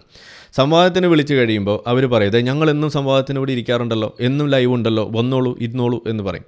ഇതാണ് അവരുടെ ഒരു പരിപാടി, ഒരു ഓഞ്ഞ പരിപാടി എന്ന് വേണമെങ്കിൽ പറയാം. എന്നാൽ ഇവരെ കാര്യമായിട്ട് സംവാദത്തിന് വിളിച്ചു കഴിഞ്ഞാൽ ഇസ്ലാമുമായിട്ടുള്ള വിഷയം അതാണെങ്കിൽ നമുക്ക് കുറച്ച് ബുദ്ധിമുട്ടാണ് എന്ന് പറഞ്ഞ് നടക്കും. എന്നിട്ടിപ്പോൾ ഇന്ന് ഇരുന്നിട്ട് ഞാൻ കുറച്ച് നേരം അത് കാണുമായിരുന്നു. അതിലവർ പറയുന്നത് എന്താണ്, സംവാദത്തിലേക്ക് വന്ന വഴി എന്നൊക്കെ പറഞ്ഞിട്ട് വലിയ തോളിൽ തള്ളിമറിക്കുകയാണ്. സത്യത്തിൽ നമ്മളെന്താ ഇതിനകത്ത് പറഞ്ഞു, ഞാൻ ഒന്നുകൂടി വായിച്ചത്, നിങ്ങൾക്ക് മലയാളം വായിച്ചാൽ അറിയില്ലല്ലോ, അതുകൊണ്ട് ഞാൻ അറബി മലയാളത്തിൽ വായിച്ചു തരാം. വെല്ലുവിളി, ഇസ്ലാമിനെ തൊടാൻ പേടിച്ച് അണ്ടകടാഹത്തിൽ ഒളിച്ചവർ അറിയാൻ എന്ന് പറഞ്ഞിട്ടാണ് ഇന്ന് ഞാനിട്ട പോസ്റ്റ്. അതൊരു വീഡിയോ തന്നെയാണ്. വീഡിയോ നിങ്ങൾക്ക് അവിടെ വേറെ ഉണ്ട്, കാണാം. ഇസ്ലാം വിഷയത്തിലുള്ള സംവാദത്തിൽ നിന്നും മുങ്ങി നടക്കുന്ന ജിഹാദി കുഞ്ഞുങ്ങളുടെ തരികട ഇനി ചെലവാവില്ല എന്നും പറഞ്ഞ് ഇന്നൊരു പോസ്റ്റ് ഇട്ടതേ ഉള്ളൂ. ഇന്നിപ്പോൾ അവിടെ ഇരുന്നിട്ട് അവർ നിലവിളിയാണ്. അവരുടെ ഭാഗം വിശദീകരിച്ച് കുഴങ്ങുകയാണ് അവർ. കാരണം എന്താണ്, ഞാനിതിൽ കൃത്യമായിട്ട് എഴുതിയിട്ടുണ്ട്. ആദ്യമൊക്കെ സംവാദത്തിന് വിളിക്കുമ്പോൾ നമ്മൾ വിളിക്കുന്ന സമയത്ത് എമുക്കളുമായി സംവാദമില്ല എന്നായിരുന്നു മറുപടി. ഇങ്ങനെ തന്നെയായിരുന്നു അവർ പറഞ്ഞുകൊണ്ടിരുന്നത്. MM അക്ബറും ജബ്ബാർ മാഷുമായിട്ട് നടന്ന സംവാദത്തിൻ്റെ സംഘടിപ്പിക്കുന്ന വ്യക്തികളാരായിരുന്നു? ആദ്യം അത് എക്സ് മുസ്ലിങ്ങളായിരുന്നു. അങ്ങനെ ഇരിക്കുന്ന സമയത്ത് MM അക്ബർ അതിൽ നിന്ന് ഒഴിഞ്ഞു മാറുകയാണ് ഉണ്ടായത്. എക്സ് മുസ്ലിങ്ങൾ സംഘടിപ്പിക്കുന്ന സംവാദത്തിൽ ഞങ്ങളില്ല, കാരണം അതൊരു ചെറിയ സംഘടനയാണ്, അവർ രജിസ്റ്റേർഡ് അല്ല, അതുകൊണ്ട് അവർ വന്നു കഴിഞ്ഞാൽ ശരിയാവില്ല, നിങ്ങൾ തറവാടികളായ ഏതെങ്കിലും സംഘടനയുണ്ടെങ്കിൽ വരൂ എന്നൊക്കെ പറഞ്ഞിട്ടായിരുന്നു അവർ ആദ്യം അതിൽ നിന്ന് ഒഴിയാൻ ശ്രമിച്ചത്. അപ്പോഴാണ് യുക്തിവാദി സംഘം അത് ഏറ്റെടുക്കുന്നതും പിന്നെ ബാക്കി കണ്ട കാര്യങ്ങളൊക്കെ നമ്മൾ ജബ്ബാർ മാഷ് വെള്ളം കുടിച്ചതടക്കം. അപ്പോൾ ഇതായിരുന്നു ഇവരുടെ ആദ്യത്തെ രീതി എന്ന് പറയുന്നത്. നമ്മൾ സംവാദത്തിന് വിളിച്ചാൽ വരില്ല. അങ്ങനെ ഇരിക്കുന്ന സമയത്ത് കുറേ കഴിഞ്ഞപ്പോൾ ഞങ്ങൾ വലിയ സംഘടനയല്ലത്രേ എന്ന് പറഞ്ഞ് നടന്നപ്പോൾ സംഘടന പിന്നെ വളർന്നു. കുറേ കഴിഞ്ഞപ്പോൾ എക്സ് മുസ്ലിങ്ങൾ ഇന്ന് എത്തി നിൽക്കുന്ന എവിടെയെന്ന് നിങ്ങൾക്കറിയാം. ഇസ്ലാം പറ്റൂല, എന്നായി പിന്നെ വേണേൽ അണ്ടകടാഹം അതല്ലെങ്കിൽ ബിഗ് ബാങ് തിയറി ഇതൊക്കെയാവും. ഇത് തന്നെയാണ് ഇന്നിപ്പോൾ അവിടെ ലൈവിൽ ഇരുന്നിട്ട് പറയുന്നത്. ഞങ്ങൾ കുറേ സാധനങ്ങൾ പറഞ്ഞു, ബിഗ് ബാങ്ങിനെ കുറിച്ച് പലതും പറഞ്ഞു, പിന്നെ എന്താണ് സിംഗുലാരിറ്റിയെക്കുറിച്ച് പറയുന്നു, കലാം കോസ്മോളജിയെക്കുറിച്ച് പറയുന്നു, പിന്നെ LGBTQ കുറിച്ച് പറയുന്നു, പിന്നെ അതുകൂടാതെ എന്താണ് നമ്മളുടെ ഫൈൻ ട്യൂണിങ് ആർഗ്യുമെൻറ്റിനെ കുറിച്ച് പറയുന്നു. ഇതെല്ലാം പൊളിച്ച് കൈ കൊടുത്തിട്ടുള്ളതാണ്. നമ്മൾ മറുപടികൾ ഓരോന്നോരോന്നായിട്ട് കൊടുത്തിട്ടുണ്ട്, പിന്നെ അതിൽ തൊട്ടിട്ടില്ല. എന്നിട്ടും ഓരോ വീഡിയോയിലും നമ്മൾ ആ കൊടുത്തിരിക്കുന്ന ഓരോ വീഡിയോയുടെയും മറുപടിയിൽ പറയുന്നുണ്ട്, നിങ്ങൾ ഈ സാധനം വിടും, നിങ്ങൾ ഇസ്ലാമിനെടുക്ക്, ഇസ്ലാമിന് ധൈര്യമുണ്ടെങ്കിൽ തൊട് എന്ന് പറഞ്ഞിട്ട് തന്നെയാണ് നമ്മളവിടെ വെച്ചിരിക്കുന്നത്. ഇനി ഇത് നമ്മൾ പറയാൻ മാത്രമല്ല, കഴിഞ്ഞ 3 വർഷങ്ങളായിട്ട് ഇവരിന്നൊന്നലെ തുടങ്ങിയ പണിയാണ് ഈ പറയുന്നത്. നമ്മൾ 3 വർഷമായിട്ട് ഇത് ചെയ്തുകൊണ്ടിരിക്കുന്ന കാര്യമാണ്. അങ്ങനെ കഴിഞ്ഞ 3 വർഷങ്ങളായിട്ട് ഇസ്ലാമുമായി ബന്ധപ്പെട്ട ചില വിഷയങ്ങൾ മുന്നോട്ട് വെച്ച് പല വേദികളിലേക്ക് ഓഫ്ലൈനായിട്ടുള്ള ഡിബേറ്റ്, നേരിട്ടുള്ള ഡിബേറ്റ് അതിനു വേണ്ടിയിട്ട് ക്ഷണിച്ചിട്ടും മുങ്ങി നടക്കുക മാത്രമല്ല, വിളിച്ചാൽ ഫോൺ പോലും എടുക്കാത്ത അവസ്ഥയാണ് ഈ ദാവാ കുഞ്ഞുങ്ങൾ കൊണ്ട് നടക്കുന്നത്. ഇതാണ് ഇവിടെ നടക്കുന്നത്. ഇനിയെങ്കിലും നിങ്ങൾ ഈ അണ്ടകടാഹവും ബിഗ് ബാങ്ങും സിംഗുലാരിറ്റിയും അതുപോലെ മറ്റ് സാമാനങ്ങളൊക്കെ അവിടെ മാറ്റി വെച്ചിട്ട് എന്നിട്ട് പുറത്തിറങ്ങിയിട്ട് ഇസ്ലാം സംബന്ധിക്കുന്ന വിഷയങ്ങൾ അതിൽ നിങ്ങൾ സംവാദത്തിന് നേരിട്ട് തയ്യാറാവുക. ഒരു സംവാദത്തിന് നമ്മളുടെ റിഡക്റ്റീവ് മലയാളം അവർ വിളിച്ചപ്പോൾ അവർ പറഞ്ഞത് ആദ്യം മറ്റൊരു വിഷയം എന്നിട്ട് നമുക്കിതിലേക്ക് വരാം എന്ന് പറഞ്ഞിട്ട് അവരാദ്യം ഒരു വിഷയത്തിൽ സംസാരിക്കുന്നു. അതിനുശേഷം പിന്നീട് അവർ വരാമെന്ന് പറഞ്ഞ ആ വിഷയത്തിൽ അവർ വരാതെ വേറെ ഏതോ ഒരു B ടീമിനെ പറഞ്ഞു വിടുന്ന അവസ്ഥയാണ് ഉണ്ടായത്. അവരവിടെ ഭിത്തിയിൽ തേഞ്ഞിരിക്കുകയാണ് ഇപ്പോഴും എന്നാണ് നമ്മൾ കരക്കമ്പി. അപ്പോൾ ഇതിൽ നിങ്ങൾക്ക് കാണാം കാലങ്ങളായിട്ട് നമ്മൾ മുന്നോട്ട് വെച്ചിരിക്കുന്ന സംവാദ വിഷയങ്ങൾ എന്തൊക്കെയാണ്. 1, അള്ളാഹു ദൈവം തന്നെയാണോ? അള്ളാഹു ഒരു ദൈവമാണോ? 2, ഇസ്ലാം മാനവികമാണോ? 3, മുഹമ്മദ് ഉത്തമ മാതൃകയാണോ? ഈ 3 വിഷയത്തിലാണ് നമ്മളുടെ സംവാദമുള്ളൂ. അതല്ലാതെ ബിഗ് ബാങ്ങിലില്ല, അതല്ലാതെ സിംഗുലാരിറ്റിയിലില്ല, അതല്ലാതെ മറ്റ് എന്താണ് ഫൈൻ ട്യൂണിങ് ആർഗ്യുമെൻറ്റിലില്ല, അതല്ലാതെ മറ്റ് ഓരോ സാധനങ്ങൾ നിങ്ങൾ കൊണ്ടുവരാറുണ്ട്. ആ സാധനത്തിലൊന്നും നമുക്ക് താല്പര്യമില്ല. നമ്മളുടെ വിഷയം ഈ 3 കഴിഞ്ഞ 3 വർഷമായിട്ട് നമ്മൾ മുന്നോട്ട് വെച്ചുകൊണ്ടിരിക്കുന്ന സാധനമാണ്. എക്സ് മുസ്ലിംസിൻ്റെ വെബ്സൈറ്റ്, ആ വെബ്സൈറ്റ് എന്തോ കംപ്ലൈൻ്റ് ആയിട്ട് കിടക്കുകയാണ്. അതിൽ ആ ഹോം പേജിൽ അത് തുടങ്ങിയെന്ന് 2019-20 കാലഘട്ടത്തിൽ അന്ന് തന്നെ നമ്മളവിടെ എടുത്ത് ഈ സാധനങ്ങൾ അന്ന് അവിടെ എഴുതി വെച്ചിട്ടുണ്ട്. ഇന്നും അവരത് തൊട്ടിട്ടില്ല. ഇനി കൊലകൊമ്പൻ മൂത്ത ജിഹാദികളായി നടക്കുന്ന നിങ്ങൾ ഇസ്ലാം അല്ലാതെയുള്ള വിഷയത്തിൽ മാത്രം സംവാദം നടത്തുകയുള്ളൂ എന്ന ഉഡായിപ്പ് അതിനി നടപ്പില്ല. നിങ്ങളുടെ ബിഗ് ബാങ് തരികിട അത് കയ്യിൽ വെക്കുക. ബാസിലിനെയും കൂട്ടരെയും വിളിച്ച് ഇസ്ലാമാണെന്ന് അറിഞ്ഞതോടെ എതിർവശത്ത് ഞാനുണ്ട്. സത്യത്തിൽ അതാണ് മുങ്ങാനുള്ള മറ്റൊരു കാരണം. എതിർവശത്ത് ആരിഫാണ് എന്ന് പറയുമ്പോഴാണ് പിന്നെ മുങ്ങുന്നത്. മുങ്ങിയ ആ പരിപാടികൾ അതിൻ്റെ ഏതൊക്കെയാണ് ആ പരിപാടി എന്നുള്ളതും കൂടി ഇവിടെ പറയാം. ആ വിളിച്ചത് സിൻഡോ തോമസ് ആണ്. പലതവണയാണ് വിളിച്ചിരിക്കുന്നത്. വിളിച്ചിട്ട് പിന്നെ പറയാമെന്ന് പറഞ്ഞിട്ടൊരു പോക്കാണ്. പിന്നെ ആ വഴിക്ക് കാണില്ല.